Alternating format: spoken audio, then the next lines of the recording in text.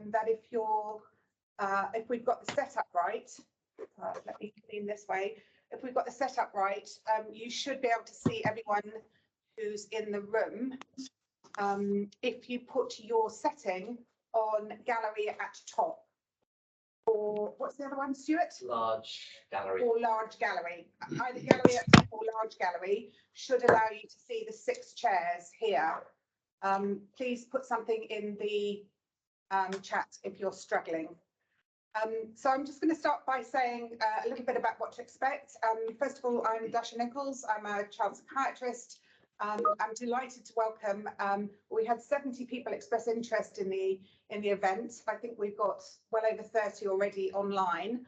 And what we're hoping for this session is that this is mutually beneficial. So we're here to help you, but you're also here to help us. And I'll explain how in a minute. I'm primarily employed as a researcher at Great Ormond Street. No, I'm not employed at Great Ormond Street. I was employed at Great Ormond Street for many, many years. Clearly, that's deep in my hippocampus somewhere. I'm employed at Imperial College, London, and there I lead a fantastic team of implementation scientists, many of whom are in the room and who you'll meet later on. And my job has been to oversee the evaluation of the new model of care that we're going to talk to you about this afternoon.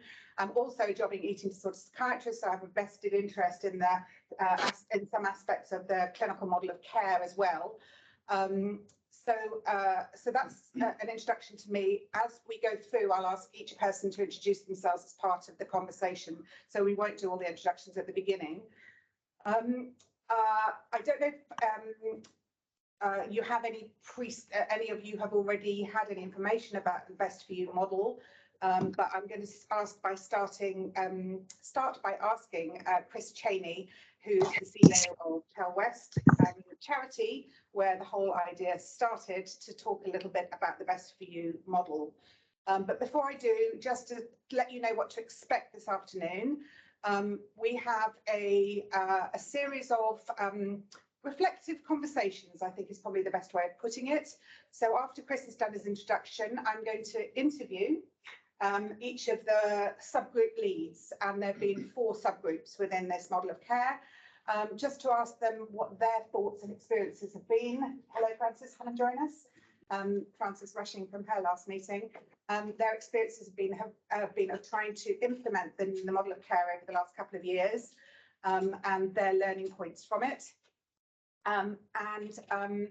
Then we'll have a moment for questions from you, particularly clarifications, anything you want to ask any of the people who have spoken. Then we'll have a brief comfort break, 10-minute comfort break, just to stretch your legs and so on.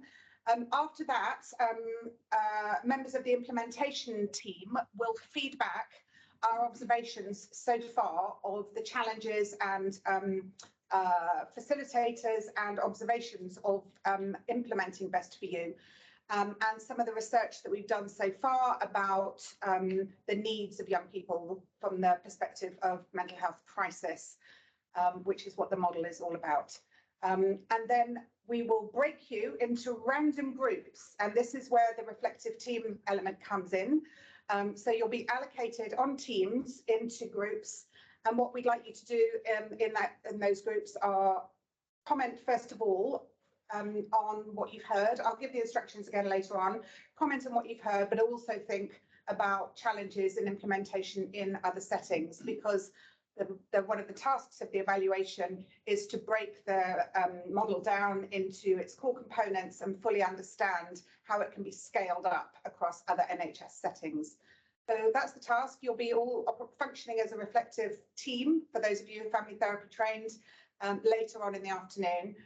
But for now, just sit back and listen to how it's been, what the experience has been of trying to implement Best for You so far. So starting off, over to you, Chris. Thank you very much. Tell us about Best for You and where it came from. Okay, well, so thank you so much, and thank you all so much for taking the time to join us. So I'm, as Dasha said, I'm Chris Cheney. I'm the Chief Executive of CW Plus, and CW Plus is the charity arm of the Chelsea and Westminster Hospital Foundation Trust.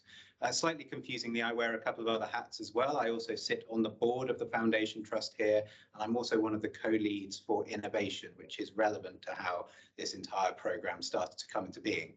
So I'm going to take us back probably a little bit over 2 years, and as with many of the best things in life, a conversation that started in a corridor with a member of our development board, so the charity's fundraising development board, who was keen to talk to me about in essence, kind of mental health and an experience that he had been through with his family. And he's very open about this. He wouldn't mind me sharing too much about it.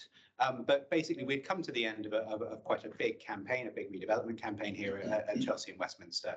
And he took me to one side and said, so I've had an experience with my teenage son. And even though I've not really used the NHS services around crisis mental health care that much, I've quickly come to realize that a lot of my friends, colleagues, family members are also going through, are kind of having to go through a similar experience. And just talking to them, it's become very clear to me that there is sometimes really outstanding care available through the NHS and through borough teams and other things like that. But sometimes there's a real fragmentation of service, and it seems like a little bit of a lottery. And in all the conversations I've had, there seems to be an overriding desire to try and do something in a slightly different, more joined up way, where we're really putting not only the young person or the child, but also the family, the parents, right at the heart of the decisions that we're making. And the basic question that he asked me was, do you think this is something you want to help with? Would you want to work with me on this and see if we can come up with a new way of doing this? And it was a great question. It was a big question, because the obvious thing, and you'll all realise this, is that Chelsea and Westminster is not a mental health specialist organisation. We're a district general hospital in a slightly funny location, but we do have a number of services that are directly impacted by this. So, for example, we have a large paediatric department here and a paediatric A&E. So this is very, so we're starting to see numbers of young people coming through our kind of acute care front door, ticking up over the last 5 years, I'd say, and that kind of crisis care need starting to become more of an agenda that the hospital wanted to fix. So I went and spoke to the chief executive here, I spoke to the medical director here at Chelsea and Westminster, I spoke to the chief nurse, and I said, I've been asked this question, I really don't know the answer, I need a steer from you. And they reflected back to me that, you know, this was something that was increasingly a challenge for us. It was increasingly a challenge for the acute sector, not just Chelsea and Westminster, but other acute organisations and other acute hospitals and A&Es around the country were starting to see this impact. But the really big takeaway was, if you want to do this, you're going to have to realise that actually trying to improve that bit is one little cog in a much bigger machine. And so, you know, it's entirely up to you whether you feel brave enough to go and see if you can then look at all the different elements of that pathway, of that experience that that young person and their family go through that kind of leads them to this point, and see if you can change it. And that's going to involve meeting a lot of organisations, trying to build a coalition. Are you brave enough to do it? Well, brave, I don't know. Foolhardy, maybe. But here we are 2 years later, and I think we've made some really fantastic progress, and I'm delighted to be sitting with brilliant colleagues here who are going to tell you all about you know, the different work streams that we have. But how we quickly evolved was, let's go and talk to the right people in this part of the world, in the Northwest London ICS, who work in this space, and really understand from them, actually kind of like, you know, greenfield, you know, money no object, what would you do differently? And I think that's always a great conversation. It's a very difficult conversation to have in the NHS, because it's very, very rare that we have that luxury. But that's what we tried here. So the answer at Chelsea and Westminster Hospital was, well, actually, I think what we need to do is improve the experience and the environment when young people come to our A&E. And we also need to set up a dedicated space in the hospital where we can look after young people, both physically and mentally. I think we have that with the right kind of team, the right kind of care model around them. And that chimed very nicely with the 2019 NHS long-term plan that had quite a specific target in it that said a young person in mental health crisis coming to an A&E really needed to be discharged out of that acute setting within 72 hours. And we said, okay, well, there we go. That kind of is clearly part of the national strategy. We'll look to see if we can develop that. But then obviously that's, as I said, that's only part of the challenge. So where do you go before that, after that? So we then said, okay, what else do we need as part of this mixture? And I think our colleagues at CNWL in particular said, well, you need somewhere that actually you can have a kind of day centre environment, somewhere where we can provide clinical care as an alternative to that hospital setting, but also as a walk-in option where young people and families can come and seek guidance, understand, get additional resources, other things like that. And I think that that's another element that we've kind of brought to bear. We can't expect everyone to come here. And actually, to a certain extent, we don't want everybody to come here. So with the third element of it is then really because that day centre programme needs to be almost like it actually needs to be a far broader community engagement piece. So James here to my left has done an amazing job rallying a group of over 60, 70 odd partners around Northwest London who all want to see this programme succeed and all want to see this kind of pathway improved. So actually, how can we start to provide better opportunities to de-escalate young people and support young people and families closer to home, be that at school or college or in their local community through existing resources. So that kind of day centre and community programme, that's very, very important. The third piece, and it won't surprise you given the audience that we're looking at here, is obviously what's sitting in pretty much everybody's pocket right now is their mobile phone. So actually, how can we start looking at a digital offer that's really engaging and quite comprehensive? So we worked with digital colleagues from around the patch, but also looked at our own internal kind of infrastructure that we have here. We do a lot of digital innovation and put together a digital platform, and that includes a quite unique kind of vetted app library that you'll hear more about as well. And then the final piece of this goes back to Dash's point around actually the initial challenge that was put in front of us is that this shouldn't be something that just helps young people in Chelsea or in Northwest London. How can this be something that can be scaled comprehensively around the NHS and potentially beyond that? So we've actually got to design it in a certain way where actually each of these different elements is vetted, evaluated, and can be templated and transported effectively. And that's where I spoke to Dasha, and we managed to bring the ARC and the Imperial team together to help with our evaluation and research around the programme. So fast forward, we launched this programme officially last November, so this is almost like a one-year anniversary, which is lovely. The other piece of the puzzle is that we also needed some funding. Surprise, surprise, these things don't come cheap. So part of our job at CW Plus is that we have a fundraising operation as well. And we set out to raise £8 million to get this entire programme off the ground. And I'm very pleased to say in the last year and a half, we've raised over £6 million of that. So we're just trying to get that over the line now. So, as I say, it's been a fantastic couple of years. We've learned an enormous amount from the point of view of CW Plus. This has been a real departure for us in terms of starting to work at scale across a region, as opposed to just really focusing on our local catchment area. Our objective from the outset was to really try and make this programme as impactful as possible and to reach as many young people as families as we can. Thank you, Chris, for that fantastic and a succinct summary of a huge amount of work. What you failed to mention was that somewhere in the middle of that we had a pandemic. Yeah. and which kind of looked for a while as if you clearly blocked it out of your but so all this started pre-pandemic, and everything was kind of on hold a little bit, and then it became clear that it was needed more than ever. So I guess that's also going to come into other people's comments and reflections. I'm just going to put you on the spot very, very quickly about one thing is lots of people listening here, I guess, are partly here thinking, is this a model that we could implement in our own settings? £8 million is a lot of money for people to feel that they've got to raise, particularly if they don't have experience in this area. Do you think that do you think there are elements of the model that could be raised without that sort of that could be implemented without that sort of philanthropic funding? Absolutely. I mean, I think the biggest chunk of the philanthropic funding that we need is actually for capital. So we're building, we're trying to build the gold standard here, because that's what we set out to do. But I don't think, and we're talking about a big unit, basically a kind of new ward here at Chelsea and Westminster. So that's expensive, and also at the day centre as well. So these are big expensive bits of real estate basically. But I don't think that's necessary. I really don't. Yeah, as I said, I don't think this model. I think this model is scalable in terms of both its geographic scalability, but also in terms of the kind of sites. I know there's been some fantastic work done by CNWL up in Milton Keynes, looking at almost like like actually do that kind of a dedicated little inpatient space, just using a couple of beds up there as a little pilot, and that went really, really well from what I understand. So I think it's really a case of demonstrating a model and a different approach and a different way of thinking about how we can provide this care, and then actually making it as viable and as accessible for as many people as possible. Thank you. Great. We're going to come back to questions for everybody at the end, but I just want to kind of people online to hear, and for you, I guess, to help us think about what the journey has been. I'm going to start with you, Johan.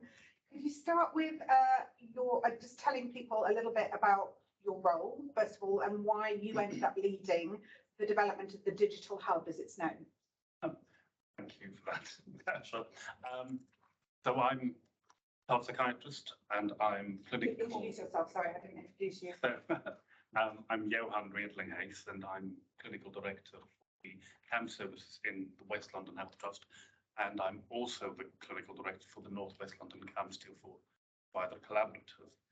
And then on top of that, I have this enviable, I think, role of being the digital lead or the clinical lead for the digital hub. And I fell into that, I think, a little bit by chance, serendipity. Mental health providers talking to each other, and news of this came along, and I found myself in this position, I think. In a meeting. Yes, it has. It was a little bit daunting. And of course, you have to think about time and resource. But I found myself in a conversation with Chris where I went back to our base and said, I think I've been put a proposal, asked a question I don't think I can refuse. And that was the start of it. So it is 2 years now that we've been working actively on the digital hub. I think there's been, for us very specifically, a lot of learning, because... Before you come on to that, who else is involved in your work stream, and how easy or hard has it been to engage and motivate people to work and to kind of own the planning and evaluation of what you're doing? So it's been, so I have to mention the pandemic because I think that both aided and hindered some of this working. So it certainly highlighted the need and the value of a digital offer, but it also meant that it was harder to get people together in a way that was easy and in a way that people were accustomed to. So in the group, we've got representatives from both the Mental Health Trust and the Acute Trust at Chelsea and Westminster, plus membership leadership support from Best for You project. It has grown, so we have additional membership. So we have a content producer, digital fellow, all those additional bits of work that help us with the developing and leading the innovation of different specific projects. We started off fairly generally because we wanted first to establish the two big things, which we did in the first year, which was the collaboration with Orca to provide actually all of our services in North West London with access to a vetted library of apps for young people's mental health. May not be familiar with Orca. Do you want to say a little bit more about what it is and does and what you've done with it? So Orca is an organisation that already hosts the app library nationally for the NHS. And we started working with them around accessing the range of apps that go through a process that each developer can choose to enter into, which allows the apps to be vetted and considered for relevance to clinical application. And what that means for us is that when young people or professionals access the library, the apps that they see there have already passed a scrutiny process that is really quite rigorous. And so we have some degree of confidence in that if we're recommending them, particularly some of these apps are still available only at cost, means that people have a sense of what the value is that they're getting and also what the app might be doing for them. So we've divided it up into a range of different offers. We've got apps that focus on anxiety, on well-being, on mood. So these things makes it slightly easier, but you can effectively search for everything. You can filter out what you're looking for. You can also filter out the cost. So you can look for apps that are only available for free, which I think is important in terms of thinking about digital accessibility. We linked the library then to our platform, which again provides access for all the North West London mental health services to link their early help and CAMS specialist offers to that. So it's one place where services professionals, young people in North West London can come to and find out about what the local mental health offer is. And then they have access to the library. And then we've also developed some further offers. So we have links to locally we commission Cooth, which is a separate early help counselling offer. And then we have developed our collaboration with Shout further. So that means that all young people who access it, who need help immediately, have access to a 24-hour crisis, text-based crisis support service, in addition to being linked or having access to information about the local offers. So that's where we've got to most recently, but we've got quite a few new things that are now much more specific in the pipeline. So we're embarking on our own first app development journey. I have to say we've done quite a bit of learning over the 2 years because we've worked with a number of potential developer companies or companies who already have an existing offer. And as we've gone along, we've really kind of refined our ability to critique these offers much better and head them off at the pass, rather than, I think, with some of the early potential partners, we spent quite a lot of time understanding that it doesn't work for us, which I think we'll do quicker now. But the two big things I think that we're working on at the minute is the app that we're codenaming the Bat Signal, which will have two elements to it. One is, so every young person, again, in North West London will have potential access to it. It will provide them with two big headline things. One is information that they can enter information alongside professionals that they know around their care plan, which becomes portable, because we have learned over the pandemic that our young people are imminently transportable and mobile, and they don't present where they're known. And the one thing they do have with them is their phones. So if they're going to bring information about their care with them, it'll be on the phone. And the other part of the app will be the Bat Signal bit, which is that we are developing an opportunity for it to host information about their emergency crisis or risk plans, so that when they press the button and activate the Bat Signal, as it were, they will then be able to, the app will notify, depending on what they've agreed, a range of different partners, professionals, parents, about the level of difficulty that they're in and have a response.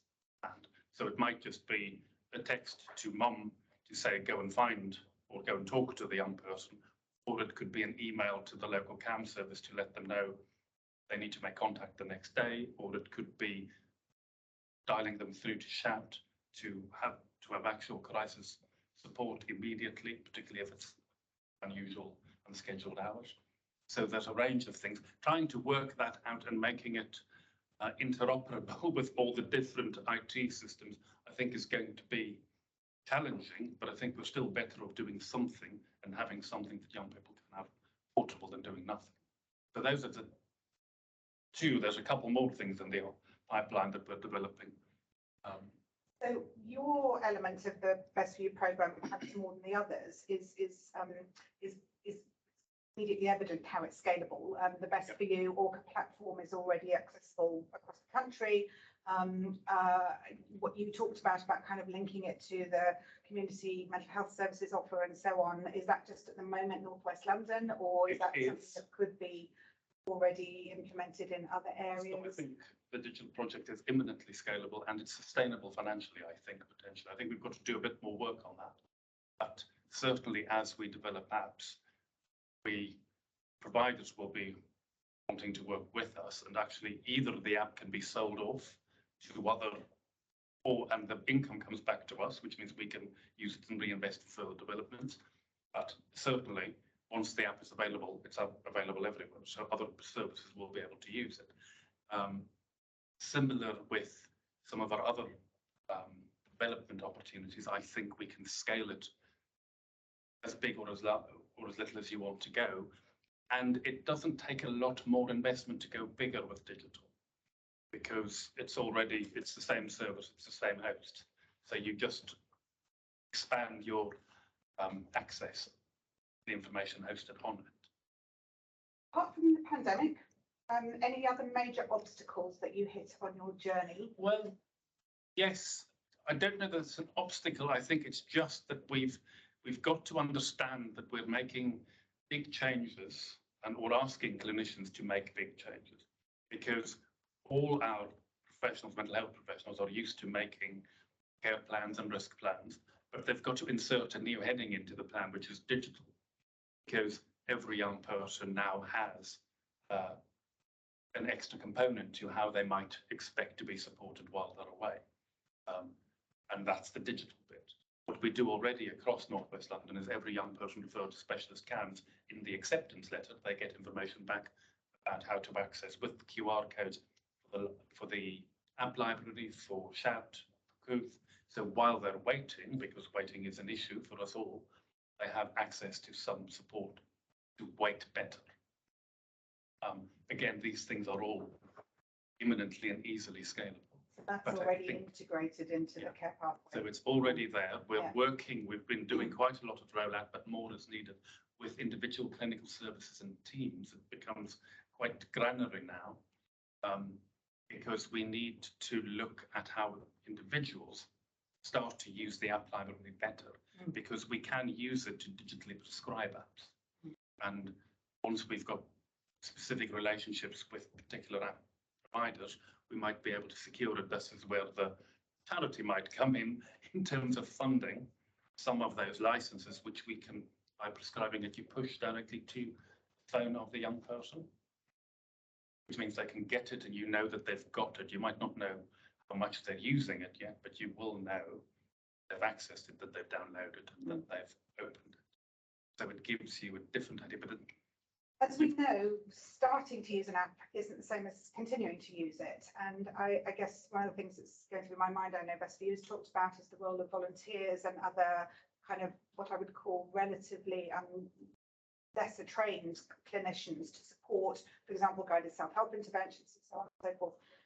How does that fit into your, or is that aspirational? so we've got some nuggets of digital pathfinder roles with volunteers already, but that I think will probably better be scaled as we develop the services a little bit more. I think the other bit, the real opportunity, I think, for us locally is working with some of the early help offers. So we've got mental health in schools teams, but linked to our project Look All the Boroughs. Those practitioners are already on a CBT pathway, and some of the apps that we're looking at and developing will augment those pathways. So that's where I think we'll be using digital interventions more specifically to help augment what the clinicians are doing already. I think that's the new bit, and that's the practice change for us. So you've got to find apps that work well for what you're trying to do, and you've got to make clinicians confident in doing this in a new way. And that's the stumbling block, development opportunity. I think it's the next step for us. The last question from me, if you were to start your journey again, anything you would do differently?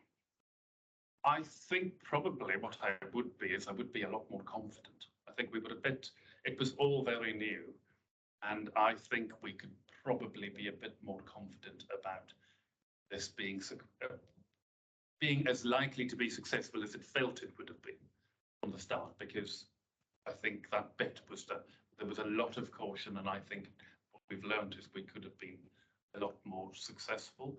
And because of that, I think you'd probably be able to sell the vision much more convincingly to clinicians from the outset. I think we had to learn quite a bit before we could get there. That bit, I think, probably do differently now.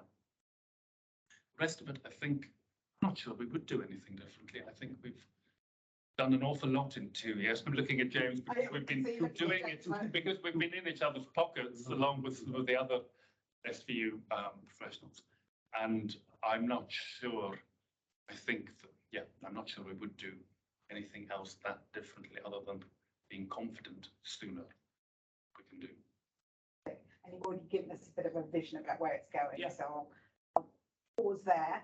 Thank you so much, Johan, and it's been an incredibly exciting journey from the things of it, and from the sounds of it, and I guess that bit about engaging clinicians with what it could, how it would, is the ongoing challenge, isn't it? But And I think it's the it's new, getting there, yeah. it's the new way of working. New way of working, new way of working. Exactly, yet another new way of working. Brilliant. Francis, on to you. Tell everyone who you are and how you fit into this journey. Okay, so I am Frances Connon. I'm a consultant psychiatrist in adult eating disorders. But at the time of these first conversations, which I did giggle when you said 2 years, but I think you're right, it's been 2 years of major work, hasn't it? But there was probably a run-in of almost 2 years before that, at least 18 months, because the first ever conversation I had with Pippa, who was the then director of nursing, and at the time, I was clinical director for both CAM services and eating disorder services at CWL. And Pippa told me this idea about, oh, we're thinking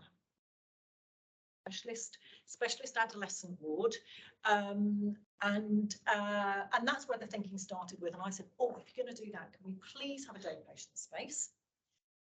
Because with my eating disorder hat on, you think there were so many young people who would end up going from a paediatric ward to a specialist eating disorder inpatient ward for want of maybe another couple of weeks, or being able to come up as a day patient and have NG feeding alongside, but you can't do that in the current setup. And the other reason I thought day patient space would be really useful is because, again, I suppose it's because I come from a clinical background in eating disorders. It's not often we can say this, but eating disorders is ahead of the game with involving parents. As a field, we've been really good at that, perhaps because we're even more of a Cinderella specialty than CAMS. And when you've got no money, you have to be creative. And I really believe in, both the evidence base for, but the experience of parent skills groups, that if you educate and train up parents, they can do so much to help a young person recover from their difficulties. And arguably many young people can be helped without the young person ever having to come near a service at all.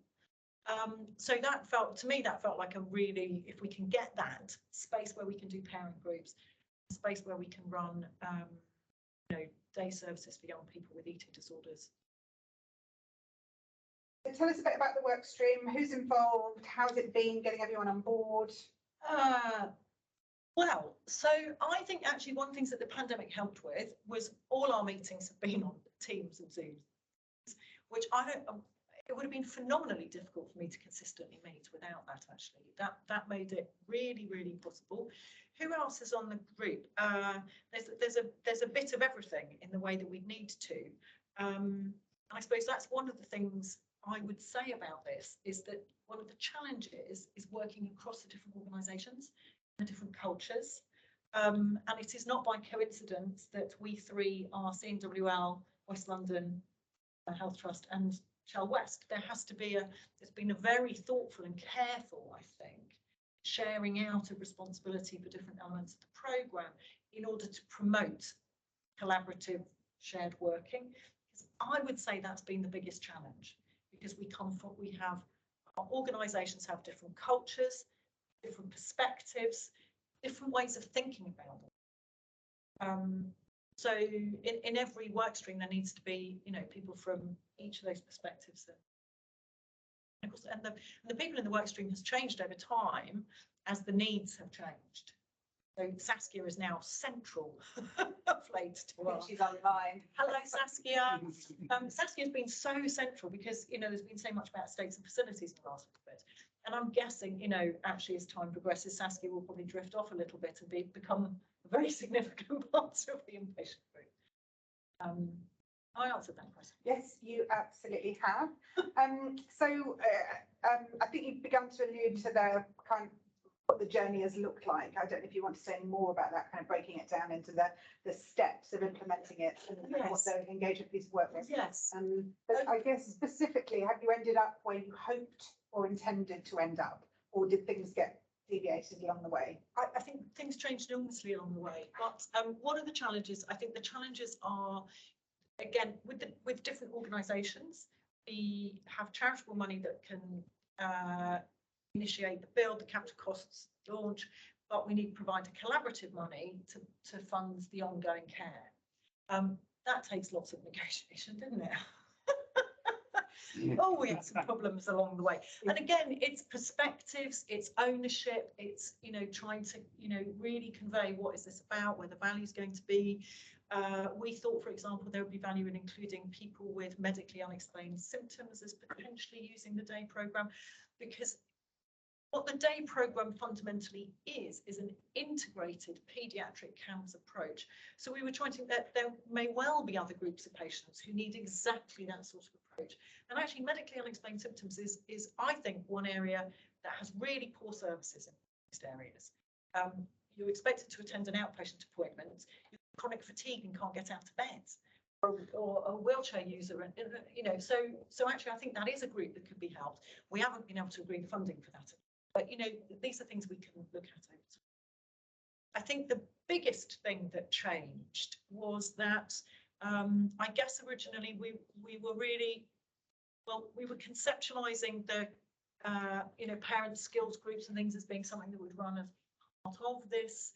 We were also thinking about social prescribing. I think the digital became more important than the social prescribing as we went into pandemic, you know, and it's modern, da-da-da.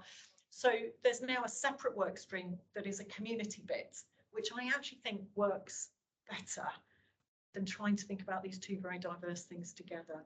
And the community bit is about, James is going to talk about it, but it's very important to understand that distinction between, it's not CAMHS, not day patients, it's a pre-CAMHS level of access for people who then can be steered away from the mental health services. We're trying to help people not start careers in mental health services. And it's only by linking all those things up that actually they can get into the right place, isn't it? Because when services are disjointed, that's when people either fall through the gaps or end up in a bit, get stuck in a bit. It's unsuitable. That's unsuitable indeed. You kind of alluded to this, but do you want to say anything more about obstacles in terms of that kind of shared ownership of the day programme, in terms of the... Yes, it probably is worth it, because of course it is a really complex network, because the two community teams for eating disorders are in separate trusts, and then there's also the provider collaborative that will have a perspective, then there are inpatient units, then there's, you know, me as a clinical director, and there's something else. So there are lots of different perspectives about what should a day programme look like. And then in eating disorders, we tend to be perfectionists and over detail focused. So I think it's fair to say it took quite a long time to negotiate and work out what the clinical model was going to look like. And even once we've done that and that's specified, you still get these curveballs coming in from, you know, a new voice appears saying, oh, but why are we doing that and not this? So trying to articulate, this is the model and why, and describing that clearly, and then recruiting to that model, because we're even having difficulties now that we, you know, recruitment at the moment is really challenging, but we, you know, we have recruited some fantastic people, you know, and amongst those people we have someone going, why on earth are we doing it that way, rather than, you know, the few other day patient programs there are look like this, why aren't we doing that? So again, I think that will be easier in a scaling up. This is a different approach, and it is necessary that we evaluate it to say, does this work for what we intend? It is very much an acute intervention that needs to be able to, you know, allow access for patients today, not in 2 weeks' time, that is responsive to the needs of the paediatric ward, really well integrated with lovely pathways across that interface. It's not, you know, cohort program that people can be referred into from the community with mild illness, or, you know, it's very much to prevent the need for paediatric and very specifically specialist eating disorder And one of the first things, just a short plug for the implementation team here, first thing that the team did was a systematic review of what works in integrated care in acute settings. And eating disorders did feature. And in fact, we had pushback from the reviewers. And like, why have you included this? And what was specific about it was that the referral was direct from the emergency department into the day patient programme for the eating disorders, and that had an evidence base for its effectiveness. But it's quite different, as you say, from some of the other day patient treatment models that are out there, or that there's literature on, or whatever. And let's be honest, there is very little in that space about what intensive community, from a research perspective, what intensive community interventions for young people with eating disorders should look like. So it's highly relevant and innovative in that respect. And just to be really clear, we will take some referrals from the community, but in order to ensure that they're at the right threshold for us, we will ask people to fill in a referral for inpatient treatment. Coming from the community, you know, the alternative to us would be that you're going into a specialist eating disorder unit, and we will function as the gateway admissions to all of services for the Northwest sector. So the community teams will be very much involved with the day patient service, making these gatekeeping decisions. And is it worth being specific that the business model is predicated on reduction in inpatient treatment? So that's a vital thing that we can demonstrate, that by putting this additional intervention in the pathway, we are reducing need for inpatient care. And primarily it will be admission avoidance, but we do hope also to be able to work towards a model of supported discharge, so that we can whip people out of private eating disorder inpatient. And NHS, I mean, it's pretty long in both, to be fair. But most of them are, they're all private in our patch. Yeah, that's true. And so fundamental to that, I do think it's important that we're clear about what the model is. So the model is a family-based approach, but it's very much focused, it will be very much focused on feeding, such that the family build their skills and confidence that they can support their young person eating at home and can continue then family-based treatment in the community. So we're not trying to do everything. We're not going to be allocating a new family therapist and a new psychologist to every patient who comes in, not at all. We're going to be working alongside the existing community treatment as an adjunct to say, we'll hold you and ensure that you're eating enough and your parents having an opportunity to build their skills and confidence, continue this at home and not going to an inpatient. I'm going to do my last question to you, and I'm just checking the clock to see how far behind I am. Not bad. So what advice would you give to someone who is trying to implement a similar model in a different setting? So I think first and foremost, get a broad church of people in the room from across the different organisations, be involved as the stakeholders, not necessarily the specialist inpatient eating disorder, but your PEDS, your community eating disorder services, the provider collaborative, so that people are sharing the understanding of the model development. So we've all got buy-in, we all understand the same thing by it. Then people can go off and be beavering away doing the doing without curveballs coming in. Share your vision right from the start. Thank you, Francis. James R, as opposed to James P.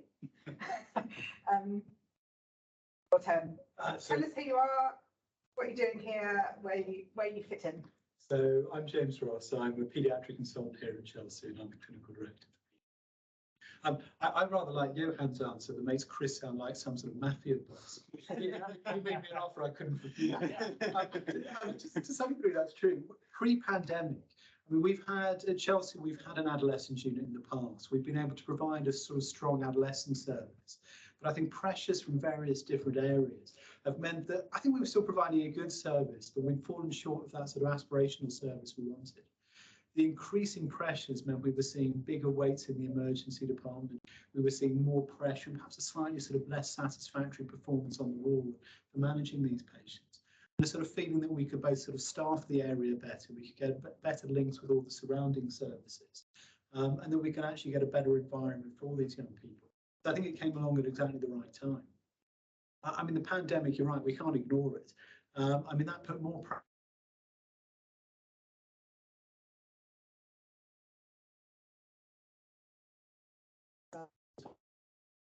on mental health. So we were seeing more and more young people coming into the emergency department. And we were having to work out how best to sort of cope with them. So that's led to us sort of thinking about, from my sort of subgroup side, that I'm the clinical leader, is an inpatient unit, and working out how we can fit in as another part of the same sort of process for looking after these young people. I think from the start, we were clear that this is an acute trust, this isn't a mental health trust. And so we were looking for an adolescent unit that will cater for both physical health and mental health. We felt that that was really important, that both were being dealt with at the same time. You can't see my beautiful face, which is probably a good thing. And I think that was a sort of core feature. It's interesting. I mean, picking up on sort of Francis' point about creating that vision at the beginning. We I think got really excited with the idea about all of these different ideas and all of these different collaborators about what we could try and offer. If anything, we probably got a bit overexcited. So we were building the inpatient unit that could cater for everyone ever, and I think got sort of slightly over the top as a sort of solution for all of Northwest London. Really talking about sort of large numbers of beds, overhauling staffing, and probably having a sort of staffing costs that were unreasonable and not the right way to spend the money. And our journey's been quite an interesting one, I think, because we've gone from one model that I think was overambitious to actually managing to scrutinise that and actually managing to review that and recognise that moving people large distances to an inpatient unit that's a long way from home, moving away from their community services, isn't the right way to go. And actually trying to provide a core unit that will actually provide a really high level of care for young people in our area is probably to go. And I think that's been quite exciting. Have you? Oh, so what have been the main kind of I'm looking for facilitators that have influenced? What's most supported your progress? Is I think the question. What do you think has enabled you to move forward? So we're at the stage that we've not started sort of laying bricks or actually starting any physical change to a state. So I think the answer to that question overlaps to a question you've asked others about what we can sort of take from this if we don't have 8 million. And I think it's a sort of close examination of the process that we've already got. I think we've done with your team some interesting sort of process mapping. We're actually looking at a patient journey through our emergency department, the journey up onto the ward. We've been able to identify the areas there where we've got problems, the areas where there is too long a wait. And it's a fairly simple piece of work. And then start to work out how we can manage to tweak that, how we can manage to solve that. And so I mean, some of that opens up the need to sort of tweak estates. So do we need to change things to make them better in the emergency department? Do we need a more purpose-built? And I think for our side, we do have adolescent area. But it also allows us to start exploring sort of staffing changes. We've got a large spend on bank and agency RMNs to sort of support the some of the young people in the hospital. It's exploring, can we change that onto permanent members of staff? Can we, and recruitment and retention issues, but is there a way of getting a cohort of staff who actually work for the trust to actually make that process much easier, to sort of get someone in post and then actually on day-to-day emergency environment. That has training implications. Correct. Exactly. It's trying to sort of say that, I mean, I think that's the appeal of trying to do both hand in hand. But we're talking about a lot of different conditions and a lot of different young people who we'll see, where to sort of say that mental health is completely separate from physical health is artificial. And so that has an implication on our staffing. And as you say, the training side, make sure that we train both, we train sort of across the country. And that's already happening, I think, in paediatrics, isn't it? That yeah. Mental health is becoming much more prominent. Agreed. I'd like to think we're in a position of strength that we're growing on, but I'm definitely an area to keep working. Maybe nursing staff and so on is kind of a huge area of potential growth. What about obstacles? I mean, that's Phyllis to talk about facilitators. What have you hit any have you hit the buffers at all? Yeah, so I mean, I suppose there are two areas to talk about. I mean, one of them is, and again, it alludes to Francis' topics. I mean, when you've got different organisations, different trusts involved, there's clearly going to be different priorities, different strategies, and that's how you fit that together. And then the second one is clearly talking about money. So I mean, the first one. I mean, it's. And this was part of our sort of challenge at the beginning as to where we're designing a unit that would sit within an acute trust with a focus predominantly on physical health. Or were we thinking of something that was almost could have been in sitting as part of a sort of mental health within a mental health trust footprint, and that led to some slightly sort of confusing discussions. Where, as I say, we potentially overreached. And I think that by managing to actually sort of be slightly critical of our own initial proposals, it's been quite useful to reframe. The financial side. Sorry, did that mean you had to rethink who your stakeholders were, re-engage with different people in the subgroup? So I think good question. I think we probably expanded some of our stakeholders quite rapidly. And exactly the same experiences that others have alluded to. The more different people you get involved, the more bright ideas you get. And that's not a bad thing. But again, we can't be all things to all people. And so I think it's being able to get people involved, hear what they say, and then actually be able to critically appraise that and actually be able to focus down on a full role rather than sort of be a little bit too broad. Take us back to the money. Takes back to the money. So I mean, the money has clearly got two elements for us. One is any big work on estates. And we're very lucky with the charity side being able to support on that front. The second is clearly thinking about how to develop a staffing model. Now, we can utilise a lot of this staff we already have as we're sort of moving beds from different areas, but it's exploring how we can manage to get ongoing funding for increasing staff. And that's still been something we haven't quite sort of nailed down all of the elements. Now, some of that can manage to be balanced against savings with bank and agency staff. As you're increasing roles to try and provide a gold standard service, additional.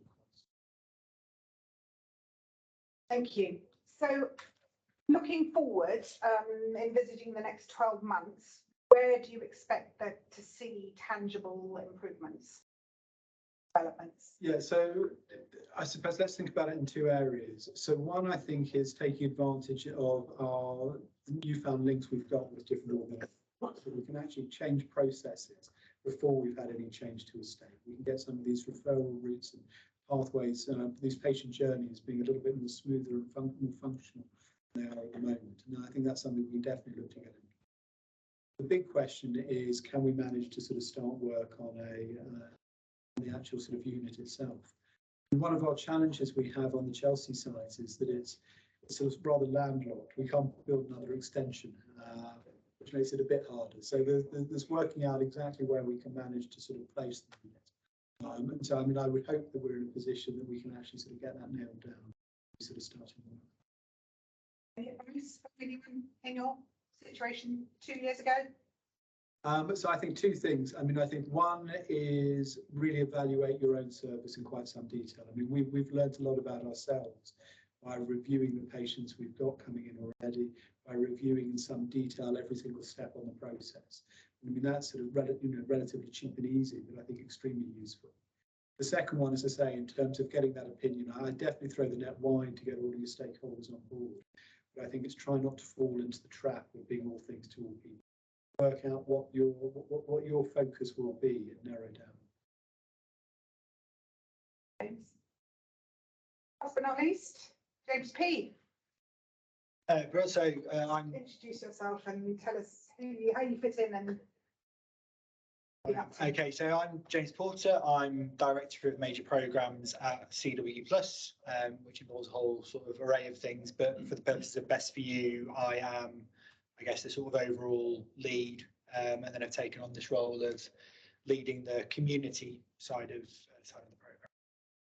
So a little bit on community, I guess, useful to sort of take, I think, 2 steps back. So a little bit on sort of scale, which I think is useful in this. So Northwest London, 8 large London boroughs, the biggest health geography by population in the country. So we serve about 2.4 million people, of which 500,000 you would class as young people, of which about 37,000 have a diagnosed mental health condition, but we know that that is very much the tip of a very large iceberg. So the community side of the programme was really saying, okay, if we know all those things, how can we help as many of those people and those families within that population as possible?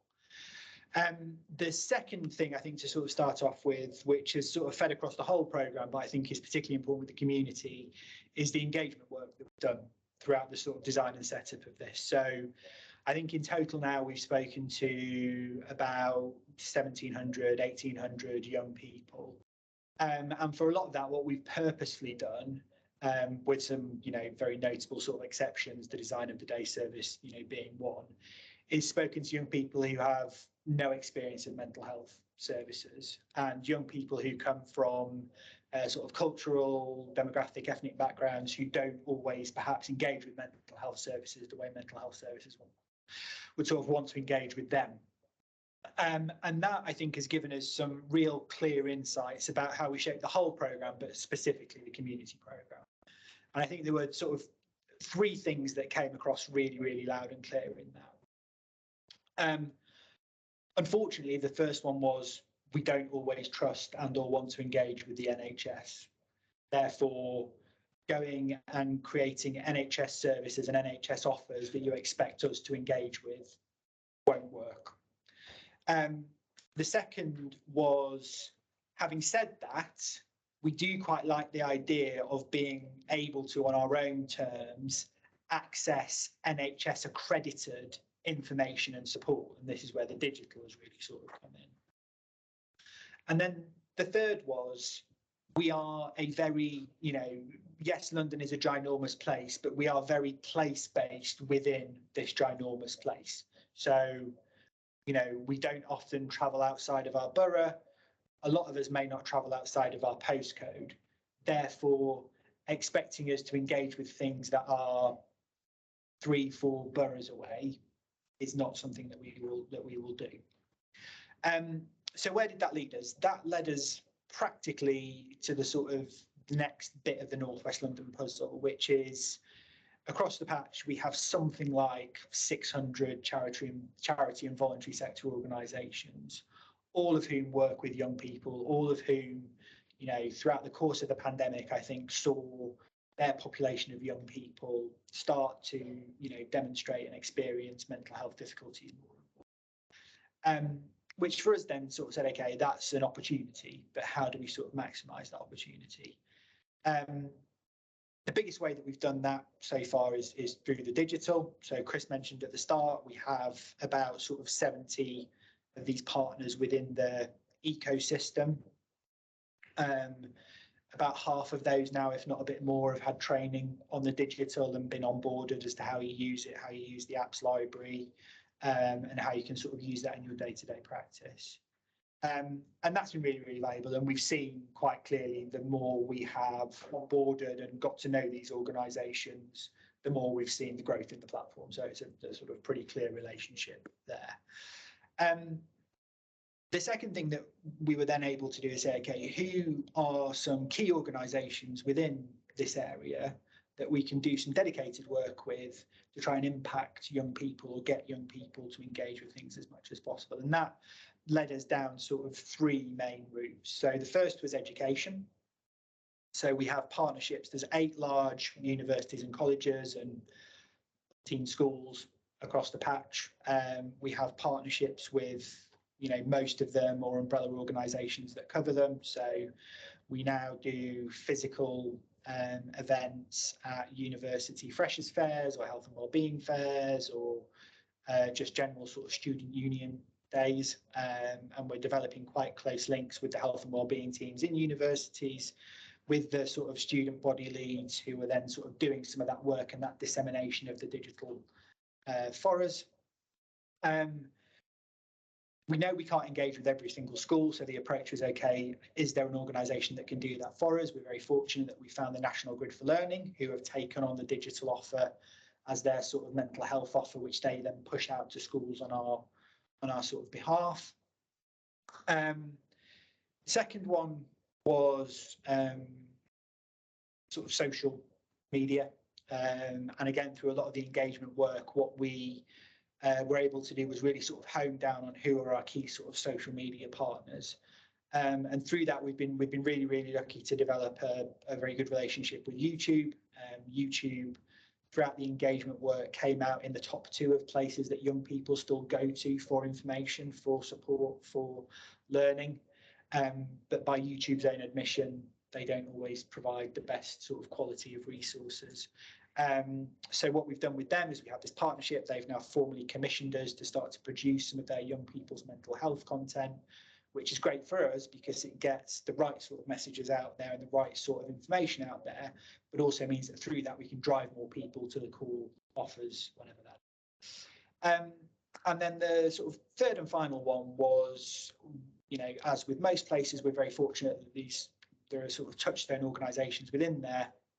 And for North West London, a big one is football clubs. So we have now sort of active work with most of the Premier League clubs in North West London, doing a whole range of things. Johan has been to matches and been handing out leaflets and putting them in sort of game day programmes. But we've also started to do some more dedicated work. So with Chelsea Football Club, for example, one of the things that we're doing is supporting young people on waiting lists with a mentoring programme. So the football club provide mentors, we provide the sort of the structure and the support for the mentors and access to the digital, which means it's a sort of an alternative to sort of being sat on a referral list for how long. There's about 1,000 other things I probably could talk about, but I will sort of stop there. Just to clarify, are you a one-man band running the community thing, or do you have a team? What does your subgroup?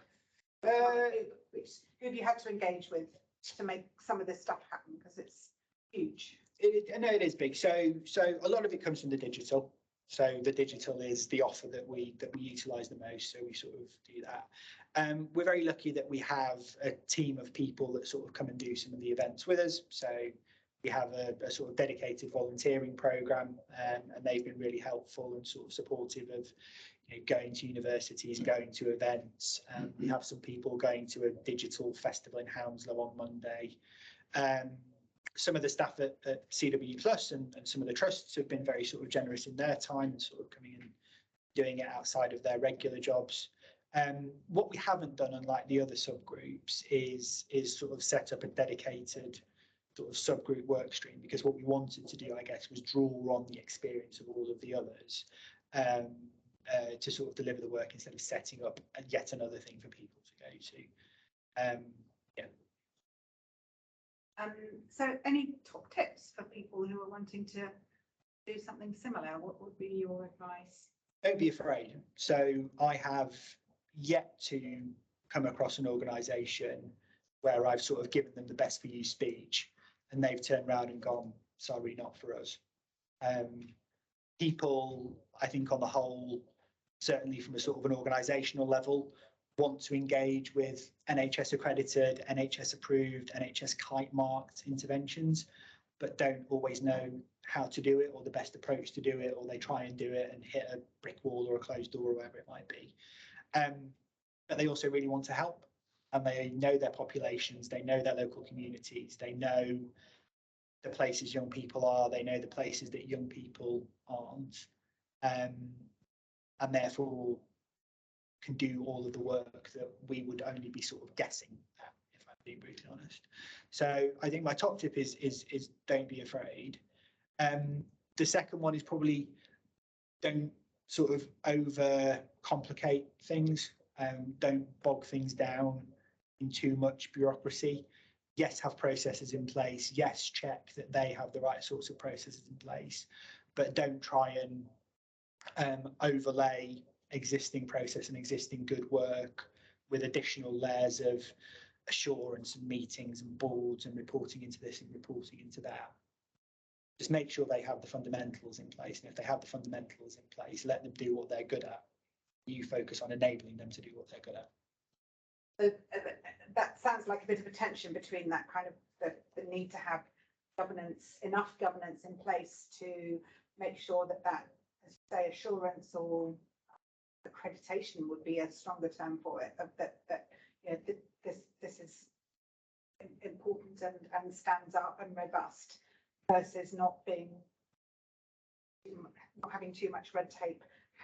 Talk us a little bit more about how you do provide that assurance element, or you envisage doing that as this progresses. So as things progress, and I guess sort of the next stage of this work is actively, I guess, commissioning, for want of a better word, some of these providers to provide physical spaces for us. And we'll do that in a sort of a number of ways, but one of the core sort of elements of that is an assurance process that we will take them through. The model then sort of goes that below them they will have a series of sort of sub-providers who work out of that space, so that actually what you're not doing is saying, okay, this space is just about performance or just about sport or just about this or just about that. You get a whole range of things in there so that young people can access the thing that's best for them. Hence the name. With that comes this assurance process that we will take people through. Again, you know, and I think this is where the sort of partnership, you know, again, really comes into its own. What we can very quickly do is, as a partnership and a set of clinical providers to my right, assure the sort of clinical and safeguarding side of things. CW Plus can support with putting some of the structure and process in place. And then we can collectively support with the governance up through ICS processes so that the ICS is comfortable with what we're doing and how we're doing it. It's a relatively simple form. Most of the people on the call could probably have a go at it and get about 80–90% of the way there. But again, a lot of people out there in the big wide world just don't understand or know what the NHS might want from them or how they might do it. So just providing that and then, you know, helping them through the process. So like I say, they can do the stuff that they're best at.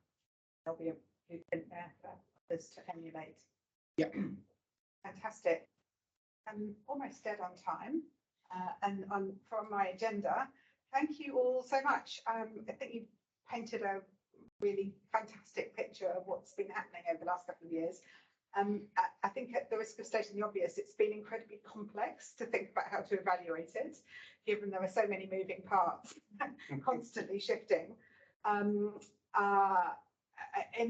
the break, we will hear a little bit from the evaluation team about the thinking about that, but the protocol for the evaluation is hopefully going to be in press soon. It's been submitted for publication and pending review at the moment. And we'll give some initial feedback, but I just want to give an opportunity for people online to ask the team here questions that I didn't ask for the next few minutes. Does anyone have questions or comments? And if you do, please just raise your hand using the reactions button if you've got something you'd like to ask, clarifications or detail about what any element of the service looks like. If anyone has questions, and then if you do have a question, please introduce yourself. You do so. Oh, Pratibha, you put your hand up, otherwise I was going to ask you to make a comment, but you're going to question it. I've jumped in. Thanks, Dasha, and afternoon, everyone. Really, really fascinating to hear. So my name's Pratibha Jitsabit. I'm a CAMS consultant and soon to be the National Clinical Director for Children's Mental Health at NHS England. So really, really interested in different models of care, and you've kind of touched on a lot of the kind of key sort of challenges that we're facing nationally, but also some of the kind of key themes around integration. And I think we're going to be very keen to follow up with quite a few of you really around the different elements around digital, James around acute, more integrated delivery of care. So really, really kind of curious about that. But also around health inequalities. So I think, James, you kind of touched on that, you know, kind of reaching out to people who are not using services. And I wondered whether you'd got some other kind of work that you're kind of doing to sort of address some of those health inequalities that we know that exist in the system. So there's quite a lot you are doing, but are there sort of other innovations or interventions you've kind of introduced to address that? Anybody who wants to respond, but James, maybe you first, and then I've got a comment as well. Yeah, so I mean, it's a really good question, and like you say, it is a big challenge for us. I think probably there's two things. I'd go back to the engagement bit, and really understanding, you know, from those young people what it is that they want and how they want it. I think the second bit, and funnily enough, this sort of leads on from that in terms of how we did the engagement bit, was know your boundaries and therefore know who you need to work with in order to sort of resolve that challenge. So when we did the engagement work, what we didn't say was, right, let's sort of scour the sort of people on wards or in outpatient clinics or whatever and find them and stick them in a room together and talk with them for an hour and see what comes out of that. What we said was, okay, we need to talk to as many young people as possible and as broad young people as possible.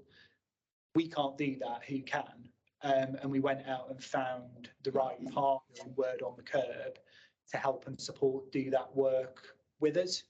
And what that meant was that we got to talk to a lot more young people and understand from a lot more young people from, you know, a very sort of diverse set of backgrounds what they would want. I think that then gave us some really good learning for how we have been approaching the community today, but then how we sort of take it forward in terms of, you know, the wrong people to deliver a community hub in Harlesden in Brent would be CW Plus or the NHS or, you know, a whole sort of range of things. The total right people to deliver that hub would be Young Brent Foundation, who work with those communities, understand those communities, have active relationships within those communities, and can therefore, you know, if you like, sort of pull out from those communities the sorts of young people that hopefully would want to engage with this. I think the second part of it is then how you sort of structure an offer within those hubs that has a mental health sort of component running through it as its core, and the hubs will have mental health very much at the core, but are not solely about mental health. They're about performance or sport or cooking or, you know, whatever it might be, so that actually you are providing things that young people want to engage with. And then if something flags up, you have the right sort of training, accreditation, etc. in place to then support those young people there and then. Good question. Thank you. Anybody else want to add? I was just. Oh, I suppose I was just going to add that this was about improving access, and we can't be everything to everybody.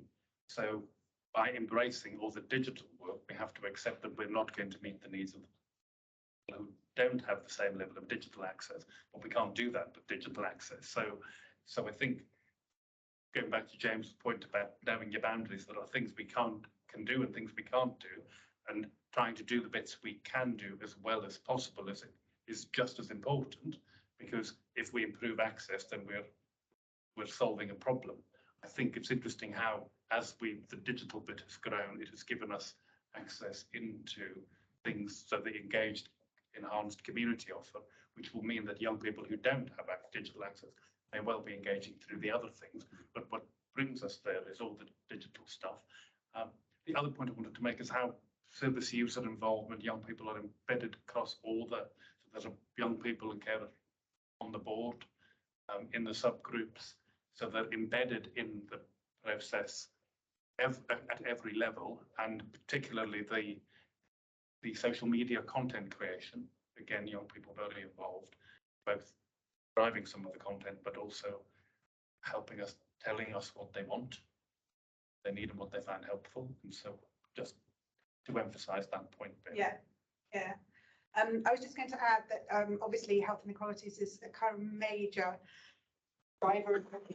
We're trying to address the NHS long-term plan. It's a major factor in research funding as well at the moment. And in my attempt to try and integrate all the various things that I'm involved in, one of the things that we were successful in getting was some funding around integrated about improving health inequalities in access to young people's mental health services and research in North West London, and that involves looking at inequalities in access to the digital hub that's been developed through Best for You, So we're kind of coming at that question indirectly through a different piece of work. Renat, who's here in the room, is leading on that in schools, looking specifically about whether there are health inequalities in uptake and access to that digital platform. So it's not directly part of Best for You, but it's kind of piggybacking onto the back of it. So it's very much on our minds, and obviously, and maybe that'll come up later in the presentation from the research team. It's one of the things that we're looking at in the health services data. It's probably worth saying for those of you who don't know North West London very well, one of the reasons we were successful in getting that research funding is because we are a region which has such wide health inequalities. We have some of the richest and some of the poorest people in the country in our boroughs, and we also have boroughs where whites are in the minority, which brings a whole different meaning to being an ethnic minority, because if you're in the majority, does that change how things are experienced? And so there's all sorts of things about our population that kind of almost means that it's integrated automatically into our way of thinking. Looking at others, I'm seeing nods around the room, that when we think about meeting the needs of our population, it's inherent because of what a diverse population we serve. So I don't know if that answers your question, Pratibha, but it's certainly there in the thinking. That's really helpful. I'm going to hear from, I guess, the ARC team around the protocol, but I'm assuming, because we often talk about inequalities around access, don't we? I think one of the other kind of areas of focus is also experience and outcomes. So we know that certain communities, including the LGBT plus community, for example, have really quite poor experience of services. So be really, I think we'll be keen to see that protocol being published to see what is kind of included in the evaluation. But thank you for that. That's really helpful. You're going to add something, Francis? Well, I just wanted to flag, given that we're talking about health inequalities, I think one of the fundamentally important things about this project too is it is trying to tackle the inequality between physical and mental health difficulties, and actually saying, why are we in separate hospitals? What on earth is that about? What, you know, and I think that's a really important thing about this project, is saying, let's start, you know, health problems, inequalities, mental health problems start in childhood and adolescence, particularly. So by trying to integrate at this phase, maybe we can also shape something different for the future, but I think that's fundamentally so much stigma and inequality. And it raises, sorry, the other thing I think we didn't sort of acknowledge before is this project is possible here because Chal West, I think, is more open to mental health difficulties than any other hospital in our patch. If we try to do this with a different acute hospital partner, we know, well, I mean, you're laughing, we're not going to name any names, are we? But I think it's very unusual, actually, to have an acute hospital partner that is as mental health savvy as Chal West is. I mean, for example, you have Paul Morris, you know, employed by Chal West, a lead nurse for mental health, who is a mental health nurse, manages mental health needs across the hospital. So I think for others, you know, in terms of sort of top tips, if you were going to try and do this, top tips, it seems to me that the first challenge is to find an acute hospital partner that is open enough to enter into this sort of project and integrate physical and mental health. And I imagine in many areas that's going to be the biggest problem. The first hurdle to try and cross, absolutely. I saw a comment from Ganesh in the chat there about Ganesh, do you want to say your point and then I'll come back to the questions? Hi there. No, so it wasn't really a question, it was more of a comment. I just picked up on what you were saying in terms of some areas being ethnic minorities being in the majority. I suppose my point is that is the case, but in those areas they don't have the majority of power or money, and they still suffer from the worst health inequalities. So I was just sort of making that point that we need to ensure that we are as accessible as we can and that we represent the local community, and we're sensitive to that. And I know the Chal West Hospital is doing a lot of work on that. So if you think about Chal West Hospital staff team, 50% of the staff team are from Black and minority ethnic communities. So there's a lot to unpack there, but I was just sort of making that general point. Thank you for that, Ganesh. And yes, of course, you're right, that inequalities come in many forms. Nikki Windle, you want to turn your camera on and ask your question?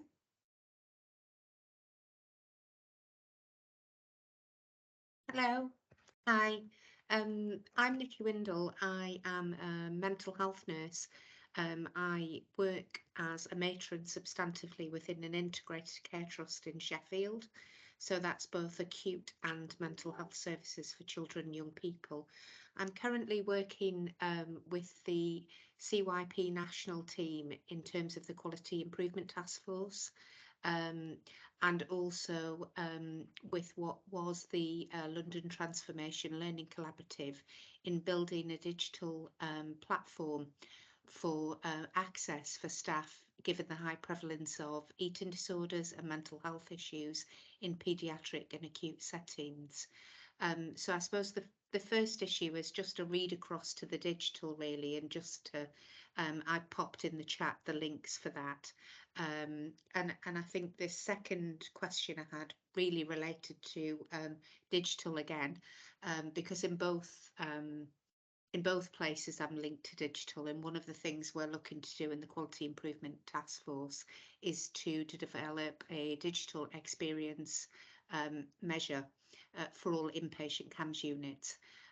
So if you like, it would be a heat map, giving a signal to commissioners to go and take a deeper dive into the unit. So that directly came from children, young people and their parents. And I think, sorry, I didn't catch your name. When you were talking about the development of the digital pathway, I was just really interested in the governance issues that might have flagged up, because obviously that's the nitty-gritty that we're involved in at the moment in terms of safeguarding consent, digital safety, consent and capacity. When we were talking about the bat signal, and the fact that that can actually raise the alarm or bring in the resources that are needed. So I suppose a question aligned to that is how have you ensured the resources and the capacity are there to be able to respond, and what are the governance and safety considerations that you've made around that? Thank you. Thanks, Nikki. Johan. So we're at the beginning of that journey. We've got an idea, I think, reasonably well worked out, and we're meeting with potential developers around how that might begin to look. We've got that coming up. I think the challenges will be keeping clear around what the purpose of it is, because an app can be downloaded by anybody for any purpose, and the information incorporated or included in it by the person who owns the app at the time when it's downloaded it will be their information. So I suppose what we're thinking is, how do we bypass lots of bureaucracy so that actually the app is owned by the family, the young person, so that they use it and they're in charge of it and they're in charge of their information. Of course, we'll have to educate them. But I think if we try and manage to put in place all sorts of information governance checks between different providers, different clinicians, when actually what we'd like the app to do is for a teacher to identify a young person in a school who may have some issues that they might want to use the app for consolidating and organising. So the idea that you have a care plan and a risk plan could be transmitted and used across all the levels of service provision, not just in specialist services. Obviously, if we've got a specialist service clinician who uses the app in a specialist service care plan, then it'll be linked into what that provider's information, clinical processes might be. But again, it's the young person entering the information, I think, so not the clinician. So it's their information and how they share it will be on the app. So the work will be with the developer, and I'm making sure that they have secure information storage for the people who are putting information on there, rather than for us. Yeah, thank you. I think that's one of the bits that we learned from the early work with the other developers, because we've found we were working with developers who were outside of the EU, and Yeah. actually that made it It makes a unbelievably complicated. it's a huge difference there, actually. Yeah. And the developers have to be prepared to meet the standards, not us do it for them. And that's one of the things we learned first. Thanks, Nikki, and be good to touch base with what you're working on, because it sounds like there's some potential synergies there. There was a question in the chat, and I maybe in terms of sticking to the timetable, we won't take it, but it was about how do social care and the local authorities fit into this. I don't know if anybody wants to make a brief comment about that before we break. So on the community side of things, they will form part of the sort of local boards that oversee the hubs. Great. Sure. Yeah. I'm going to say something. Well, I was going to offer. So I think it's been difficult, I think, because what we haven't mentioned is on top of the pandemic and everything else, we also had the whole health service restructure, and we moved from CCGs to ICBs, and now they're BBPs, aren't they? The borough-based partnerships. Oh, okay. So exactly the point, which is that has made the place-based services, I think, less accessible for a while they reorganise. And as part of those partnerships, that's where social care is involved. I do think with all the work that we're doing across North West London, interestingly, as we're rethinking some of the reorganisation of the children's mental health services and the local authorities and the joint commissioners coming into that framework, they are already referencing things like the digital platform. So we are socialising the work gradually, and it's been quite a big piece of work. I think there's probably a bit more work in the acute setting because we've got a lot of young people who are present, I think, with the mental health and distress as a cipher for social care difficulties, which have been magnified by the pandemic and all the other inequalities. And it's about getting them engaged so that we don't put them in a mental health pathway. We get them directed to the resources and support they need. I think that will relieve half of the pressure on their kids, if not more. I couldn't agree more. I mean, it's there've been plenty of young people who are slightly fall between the gap of they're not necessarily a mental health issue. It's not a physical health issue. It's how we manage to liaise with the social side. I think that's got to very much be part of the inpatient unit. Make sure that we can actually facilitate a discharge package and into the right teams when they need them. It's all coordinated together. Yeah. It's almost as though there's a strategy. Yeah, wonderful. Thank you. So we're just going to take a short break to stretch our legs, powder our noses, whatever we want to do. While we do, those of you who are still online, there's a Mentimeter question for you to answer. When we come back, you'll hear from the evaluation team who will be offering you the first PowerPoint slides of the day. So see you back here at 1:45. So 3:45, please, restarting for the feedback from the implementation team. Thanks, everyone. Are we on silent?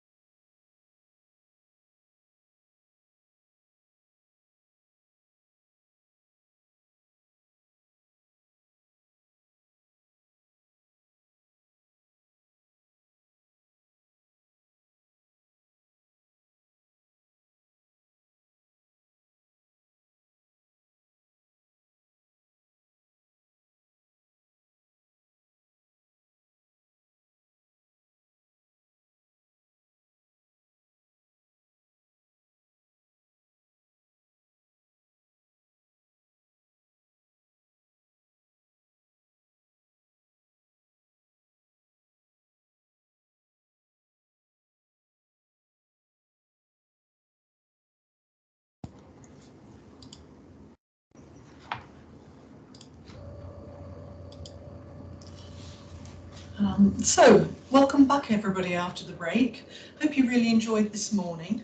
And as you heard at the end of the last session, you're going to have a fairly quick whistle-stop tour of a presentation from the evaluation team this afternoon. And I'm going to start by showing you something of our evaluation plan and formative review findings for the planning and early implementation stage of this programme. So here we have a visual representation of the new model of care, and it comprises 4 elements that you've heard about this morning. And our overall aim is to evaluate this new model of care and evidence its scalability in other UK contexts. So to that end, we have at least 3 learning events that we have in mind to do. And of course, the purpose of these learning events is to inform our evaluation, and in particular, to learn from external audiences what might be scalable to other contexts elsewhere in the country, but also to use you as our critical friends, really, to see what you think might not work and why. And this will feed into our ongoing formative evaluation. So a little about the design and the objectives. We have 4 elements to our evaluation design. A process evaluation to better understand the problems that young people have when presenting a mental health crisis, and to evidence how the programme improves patient pathways. An outcome evaluation and here our objective is to demonstrate the programme's effects on patients and services. An economic evaluation to evidence the quantifiable impacts and costs, and to ascertain value for money. And last but not least, some implementation research that runs across all of that, really, to understand to what extent the programme theory, which I'm going to show you in a moment, corresponds to the delivery, and to consider lessons for potential scalability. So here we're showing you the sorts of data sources that we have used so far. The people in the middle represent the formative evaluation team, ourselves, and the 3 sets of data are to represent a triangulation, really, of how we come to our findings. And so far we've used observations of several subgroup planning and implementation team meetings that you've been listening to some of the musings this morning about, and the really interesting and rich information that's been conveyed earlier. We've done a survey, and we haven't yet done focus groups and interviews, but we will do before we complete our first formative evaluation report. We've looked at some hospital data, which we'll be showing you very shortly, and we've looked at several documents relating to the planning and early implementation phase, and done a systematic literature review, which we'll also be showing you the results of. So clearly, we have in mind that we have a complex new model of care that's being implemented, and to match that, we have designed an evaluation based on complex design theories and frameworks. We're going to be using 2 frameworks within a number of different theories. And that the overarching one is that of a realist evaluation. So here I'm showing you the context, mechanisms and outcomes framework, and a little bit about how the data sources that we've used so far sit under those framework characteristics. So the context, we've looked at some policy documents, planning documents relating to the 3 trusts and the subgroups that we've been listening to this morning, the business plan that they have put together, and the literature that we've researched. In mechanisms, we've done some process mapping, which I'm going to show you in a moment, and a systematic review. And for outcomes, we will be looking at some work that we've done on hospital data analysis. So here is rather a busy slide, and I don't have time to take you through all of it. Suffice to say that this is a co-produced initial programme theory about how the programme is expected to work overall. On the far left-hand side, you'll see the primary aim of the programme, and on the far right side of the slide, you'll see the interventions. In the middle, I'm not going to go through, but really importantly, are some major contributing factors and causal mechanisms that will, we hope, take the interventions through to be able to reach the primary aim. So this initial programme theory was co-produced with the subgroups, the planners and early implementers that you heard from this morning, and bigger teams that they lead. And it will be used as we go forward as a tool to monitor implementation against that initial programme theory. And there is an opportunity, will always be an opportunity to review it, revise it in the light of unforeseen circumstances, but it can also be used as a tool for making sure that the project doesn't, and the evaluation doesn't creep out of scope. We've done programme theories for each of the subsets of work that you've heard about this morning, and I'm really just showing you this one very briefly to show you how a programme theory can be revised and changed.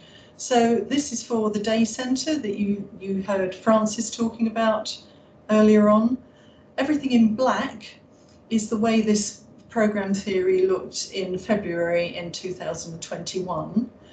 The additions in red are what have been added quite recently as we've come to the launch of the day centre and a revision of the standard operating procedure. So you'll see in the primary aim, eligible patients have been added to.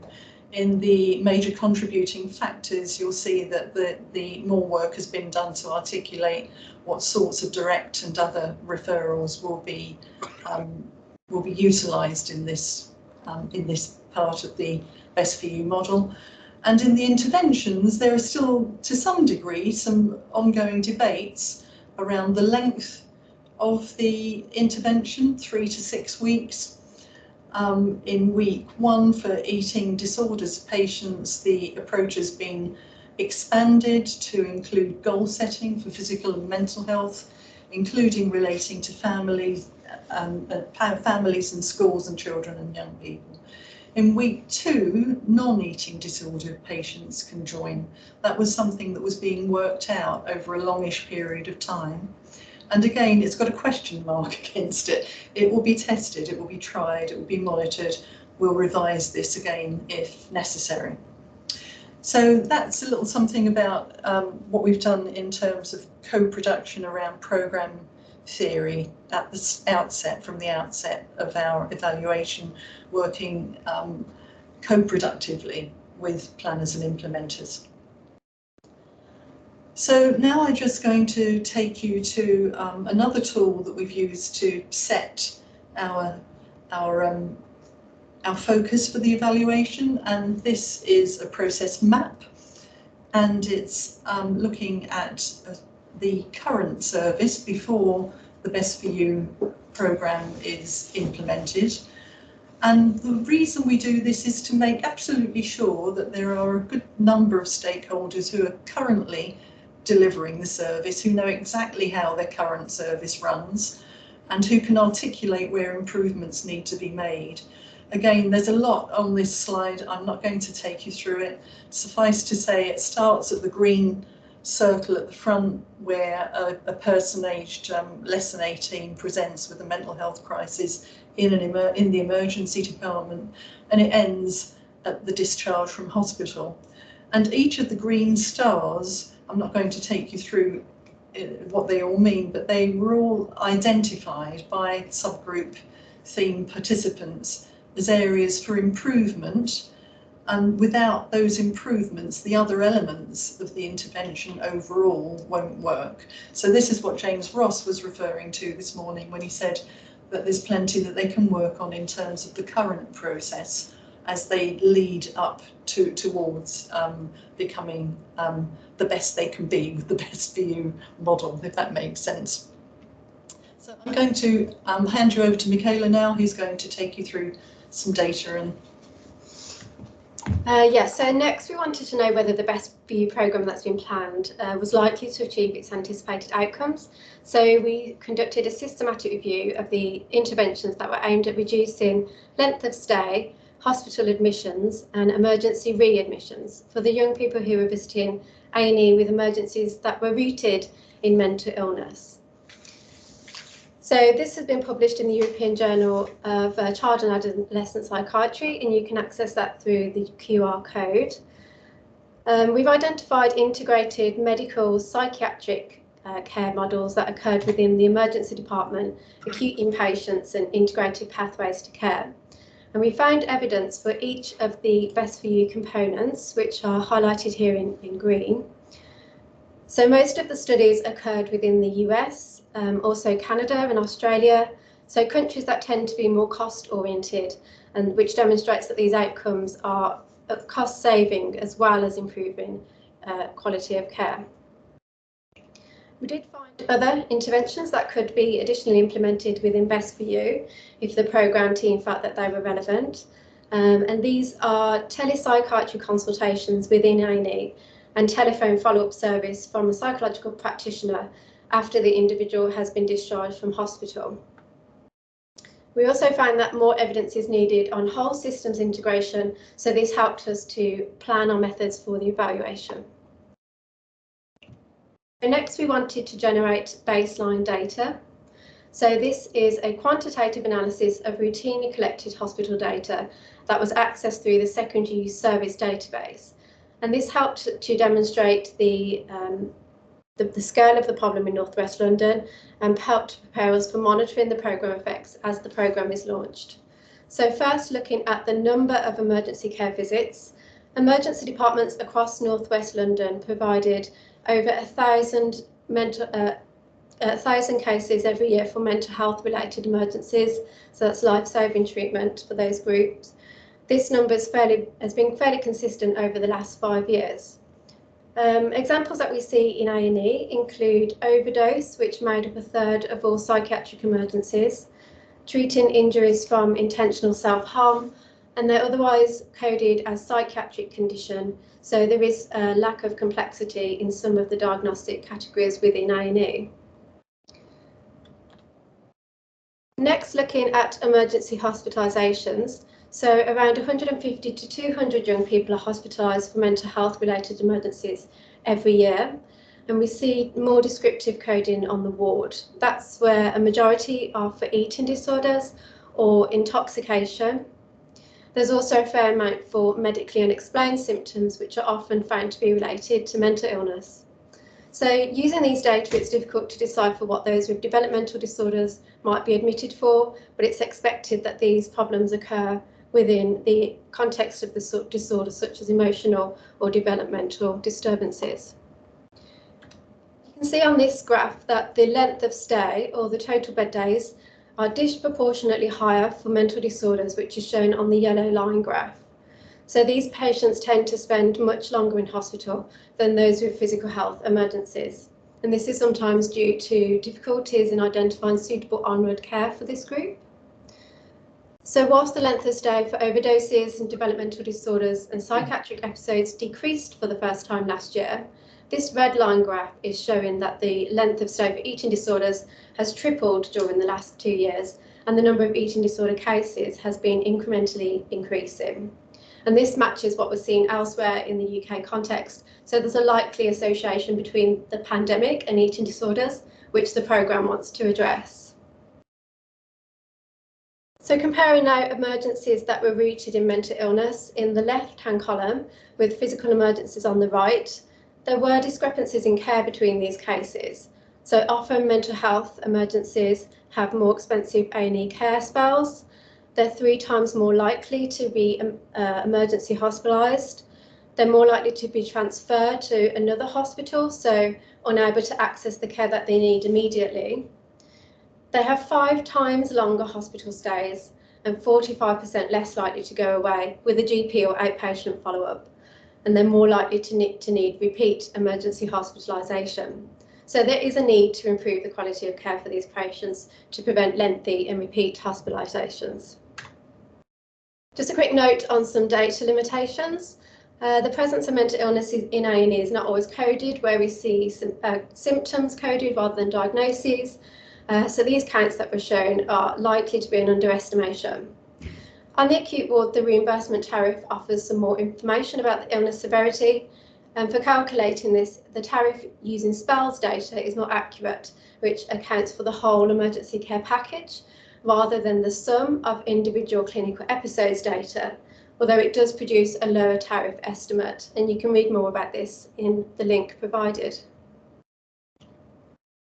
So in summary, if we go back to our CMO framework, which has now been populated from the findings that we've shown, this outlines our analytic framework to evaluate the programme. So it shows how the programme is expected to reduce the amount of time a young person spends in hospital by delivering multidisciplinary emergency care packages. The second analytic framework that we wanted to introduce you to is for implementation research. So this is to test how the model can be scaled to other NHS settings. So here we've used the consolidated framework for implementation research to capture our findings about what factors and resources were important for replicating the model elsewhere. So it's set across these 5 domains.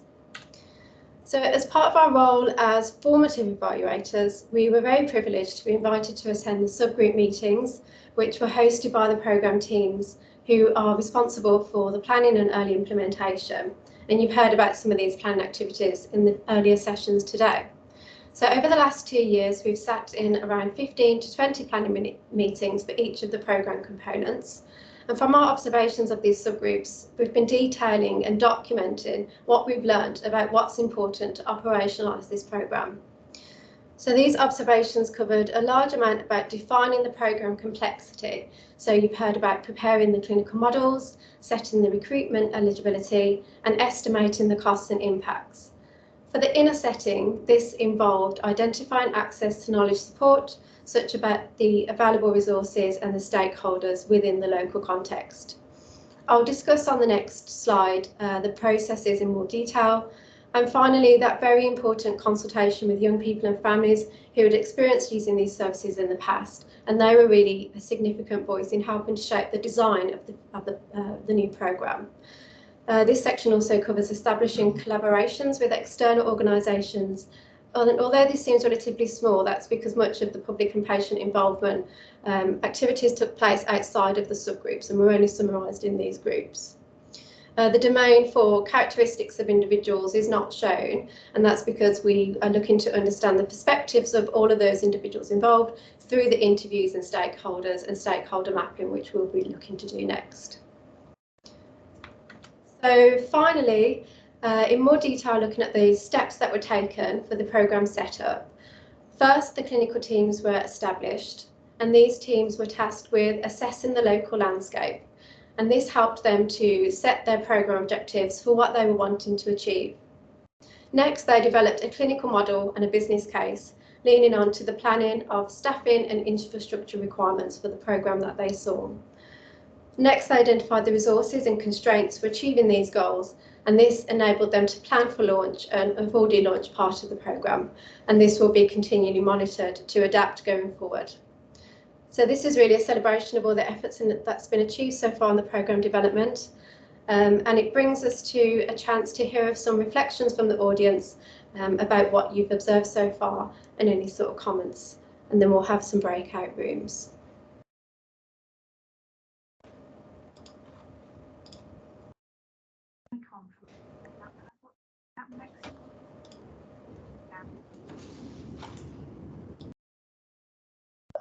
Into the chat, I can.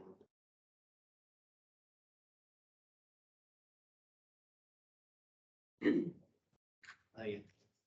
Okay. Thank you, Susan. Thank you, Michaela. I know you'll be around later for people if they've got specific questions about that, but we want to give you a chance to talk, and really importantly, we want to hear from you. We want to know what your thoughts are about what you've heard, Does it chime? Does it make sense? Are the questions you've got? Please bear in mind that we would like helpful suggestions, constructive suggestions, if you've got those from your own understanding or contexts. So we're going to give you about 10 minutes to just talk amongst yourselves. Stuart's going to break you into random small groups of 4. Stuart? Yeah, groups of 4. So just make sure you let people know who you are, why you're there, and then just have a few minutes reflecting on what you've heard. What are the key things that you've understood, key ideas that's triggered, and any suggestions you've got for the team. After about 10 minutes, Stuart's going to put an additional question into the chat for you to change direction of your conversation very slightly. And then after about another 5 to 10 minutes, we'll bring you back into the main space too. We won't get feedback from every single individual comment, but just hear the main observations. During the breakout rooms, what we would like you to do is to please enter your thoughts into Mentimeter again, partly so that we can capture them. So those are kind of open text comments. So maybe between the 4s, you can choose one person to be the scribe rather than writing minutes. They could just jot a few notes into the Mentimeter, and Stuart's sending the link now. So we'll see you in 15 or 20 minutes. Enjoy your conversations.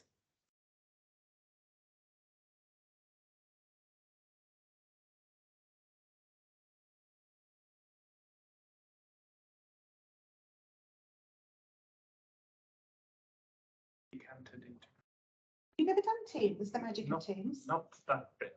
Ah, yeah, no.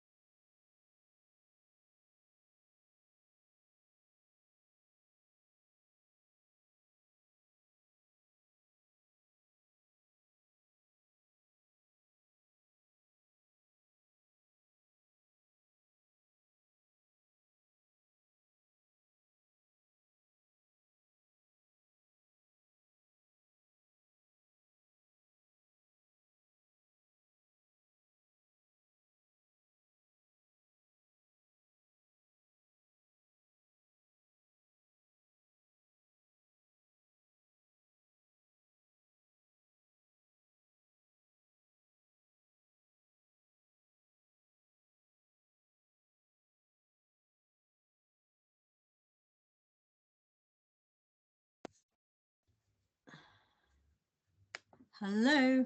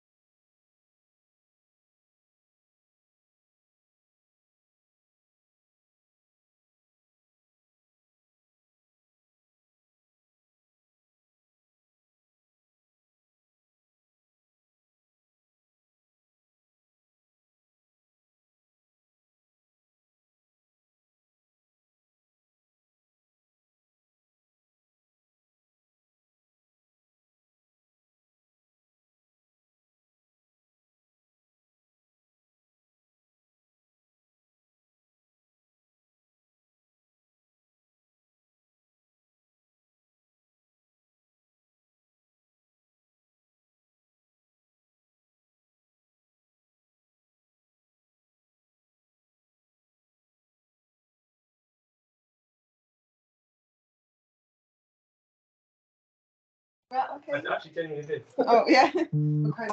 Okay. Group.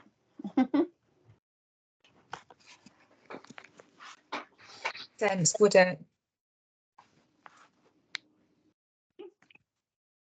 Great. Good to see some faces now. Hope you had some fruitful and interesting conversations. And thank you to everyone who put comments in the Menti chat for us to reflect on. We'll read those carefully and digest them. But does anybody want to make any comments or observations just from the conversations they had?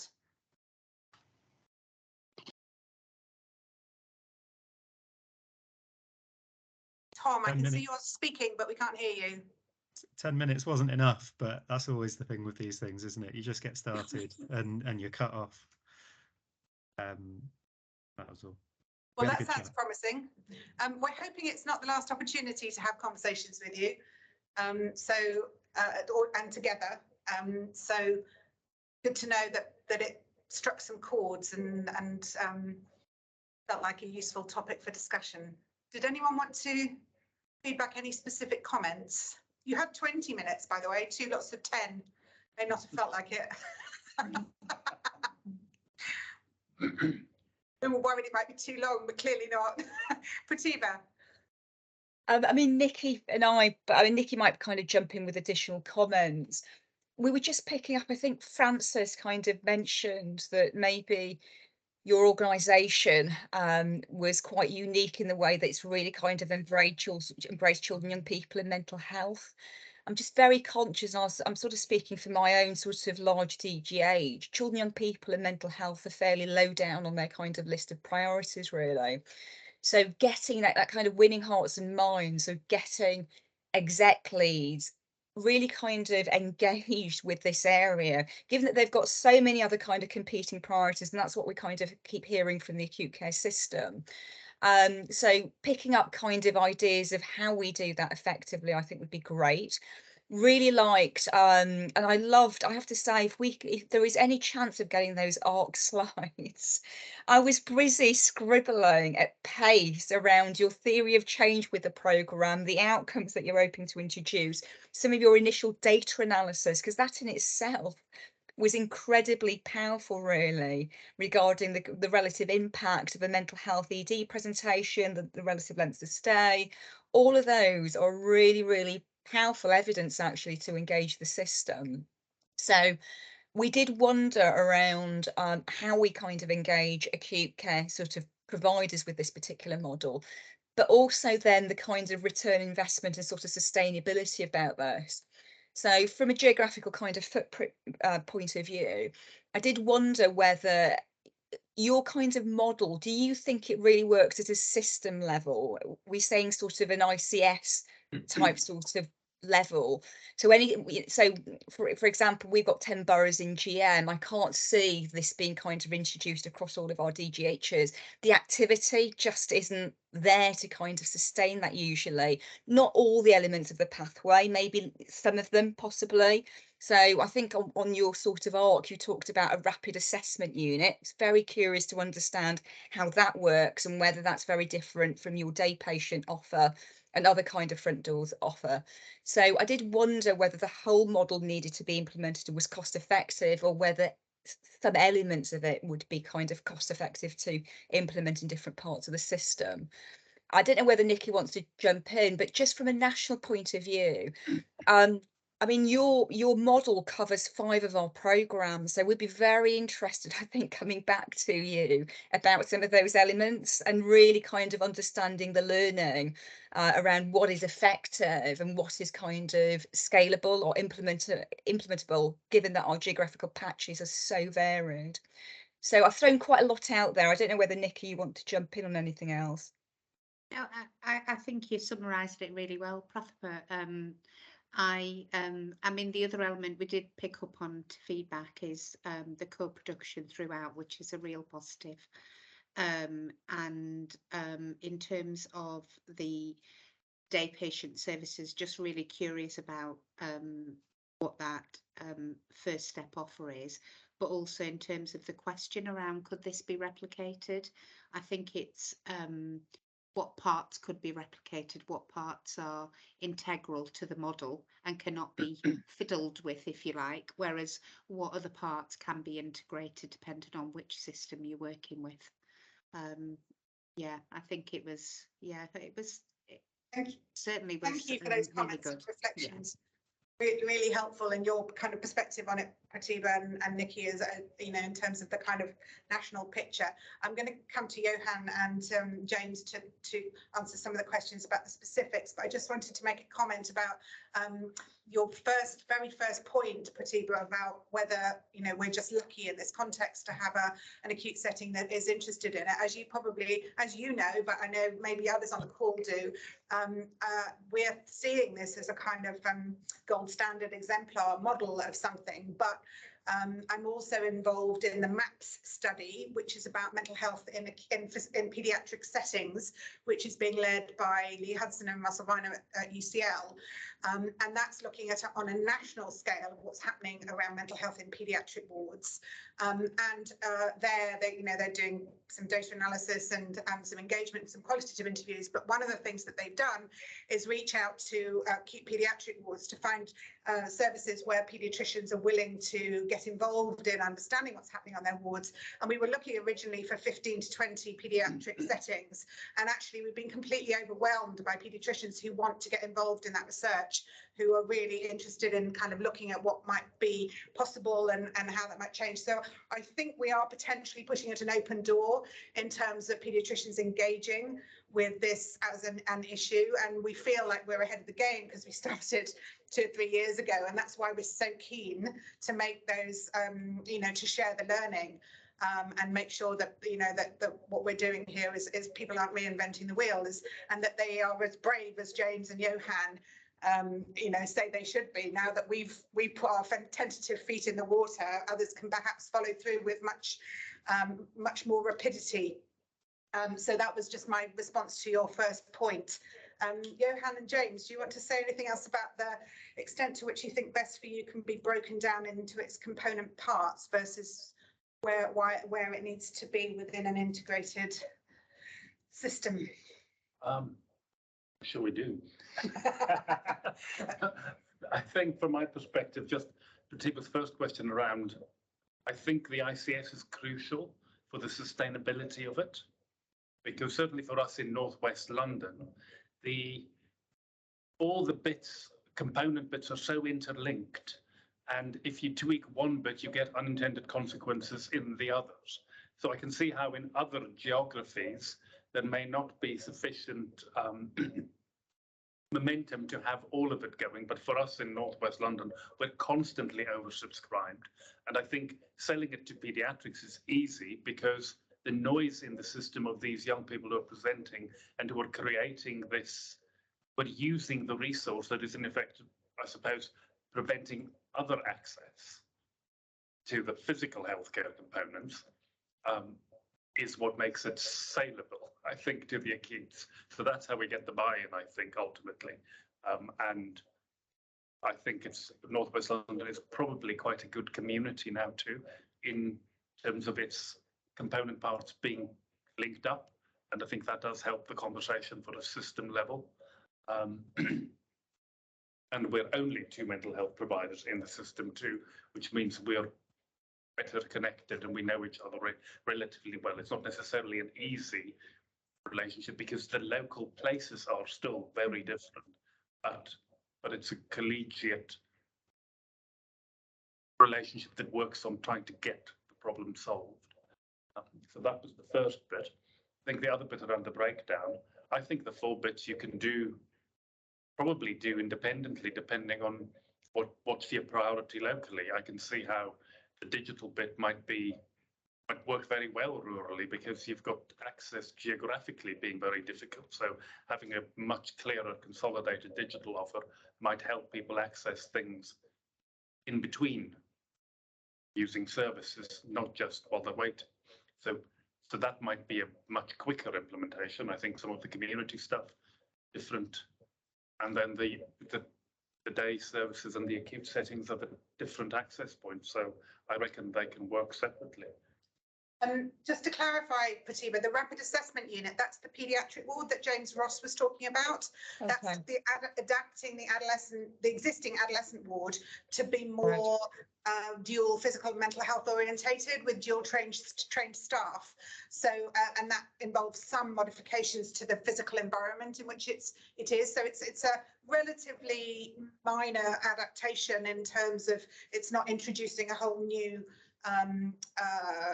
intervention in the way that the daycare is, but it is conceptualizing what's being offered in quite a different way, and using, as Chris said at the beginning, the idea that the rapid bit is the 72-hour. The idea we're aiming for 72-hour admissions on that paediatric ward, which are intended to be multidisciplinary assessments of need, so that people can then be signposted to the appropriate part of the system thereafter. So that's what's meant by the rapid assessment unit. Sorry if that wasn't clear.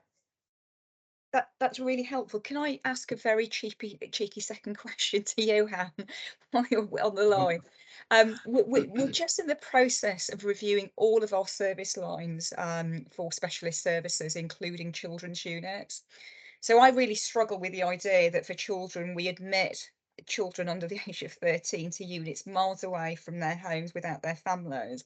So we're currently in the process of getting a better understanding of those children and young people in those units.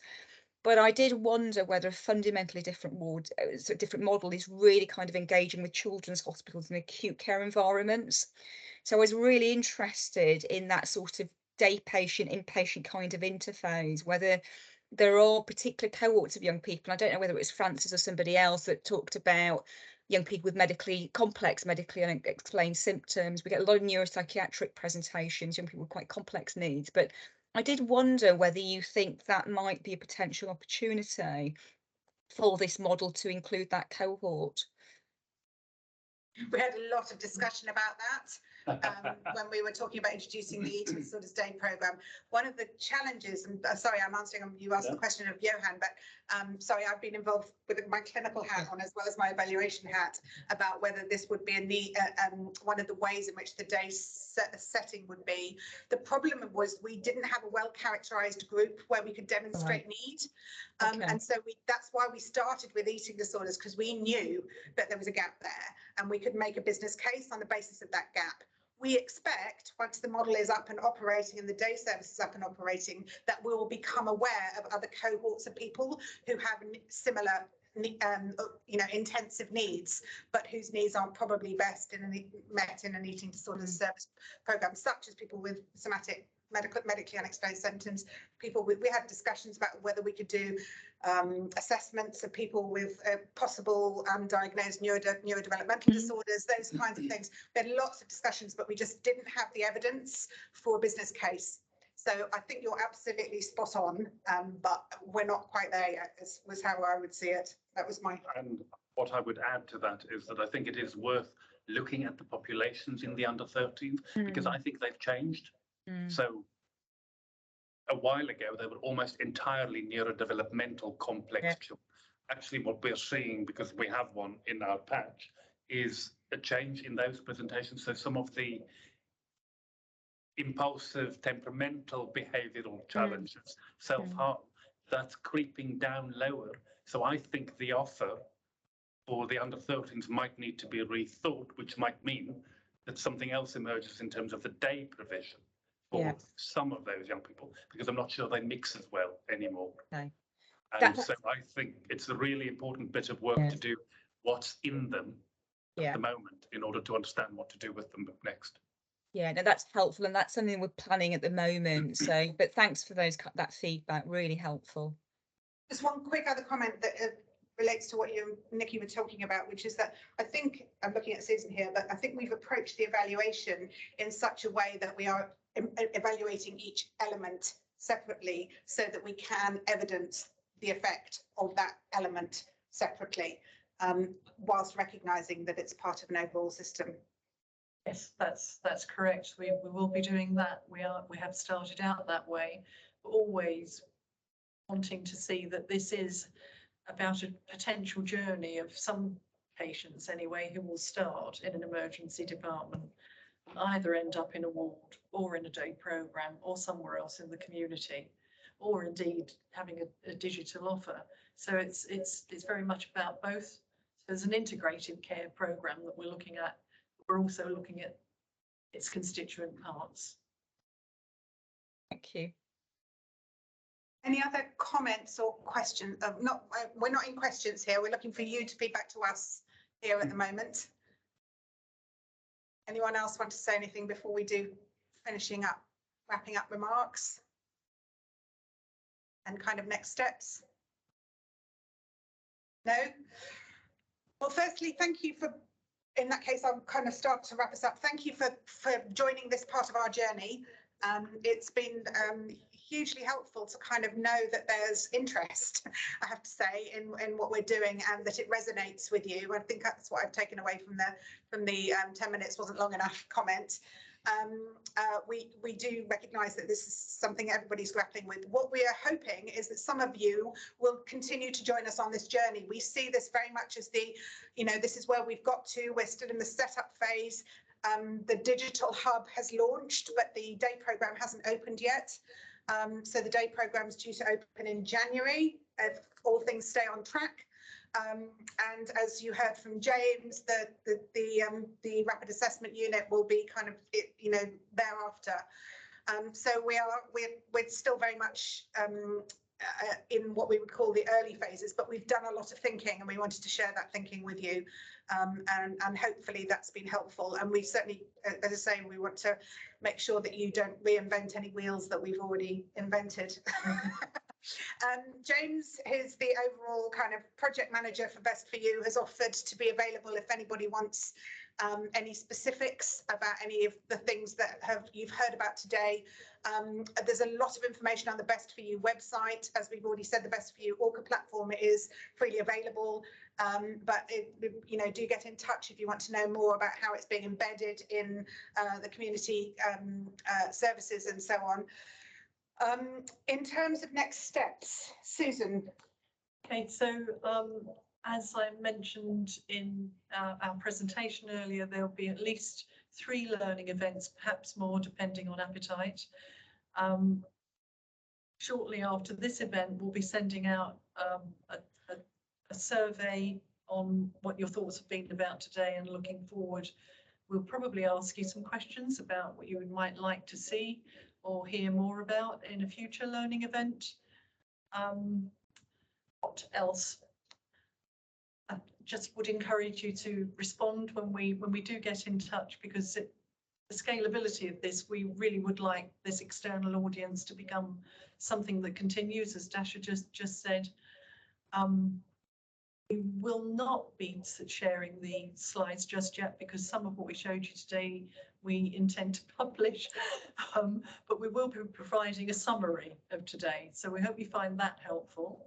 And as was mentioned earlier, the systematic review has already been published, and our protocol hopefully will be out at some point soon. And when it is, we'll be happy to share that with you. And for those of you who are social media rights, there's a Best for You Twitter account. So anything that we are circulating will go on there as well. Publications, loads of stuff goes on the Best for You Twitter. Do you have Instagram? Yeah. I don't. Sorry, I don't do Instagram, but yeah, the Best for You is on Twitter and Instagram and quite active. So anything that's happening in the programme will be posted there. We will have you all on our database and let you know about a future learning collaborative. We're thinking possibly early summer, June, something like that, so you can hear how implementation of the day programme is going. Thank you, Annabelle, for posting the Twitter handle. Look forward to you joining us then. Any final comments from anyone in the room? Just to reiterate the point that Dasha made, if anyone wants to sort of talk about anything in any more detail, I'll get Stuart to send out my email with any notes. Very happy to do that. Appreciate there's been a lot today, and we could probably spend 3 hours just talking about how we did the first meeting for the digital subgroup. So, any final comments from anyone online? It was a learning experience for us as well in terms of running a hybrid event like this. Stuart's first attempt to do breakout rooms, etc., etc. So apologies for any technical issues, and I hope the sound and everything worked. Thank you all for your input and your attention this afternoon. Have a good rest of your evening. Thank you. Thanks. Take Bye-bye. care. Thank you. Thank you. Bye.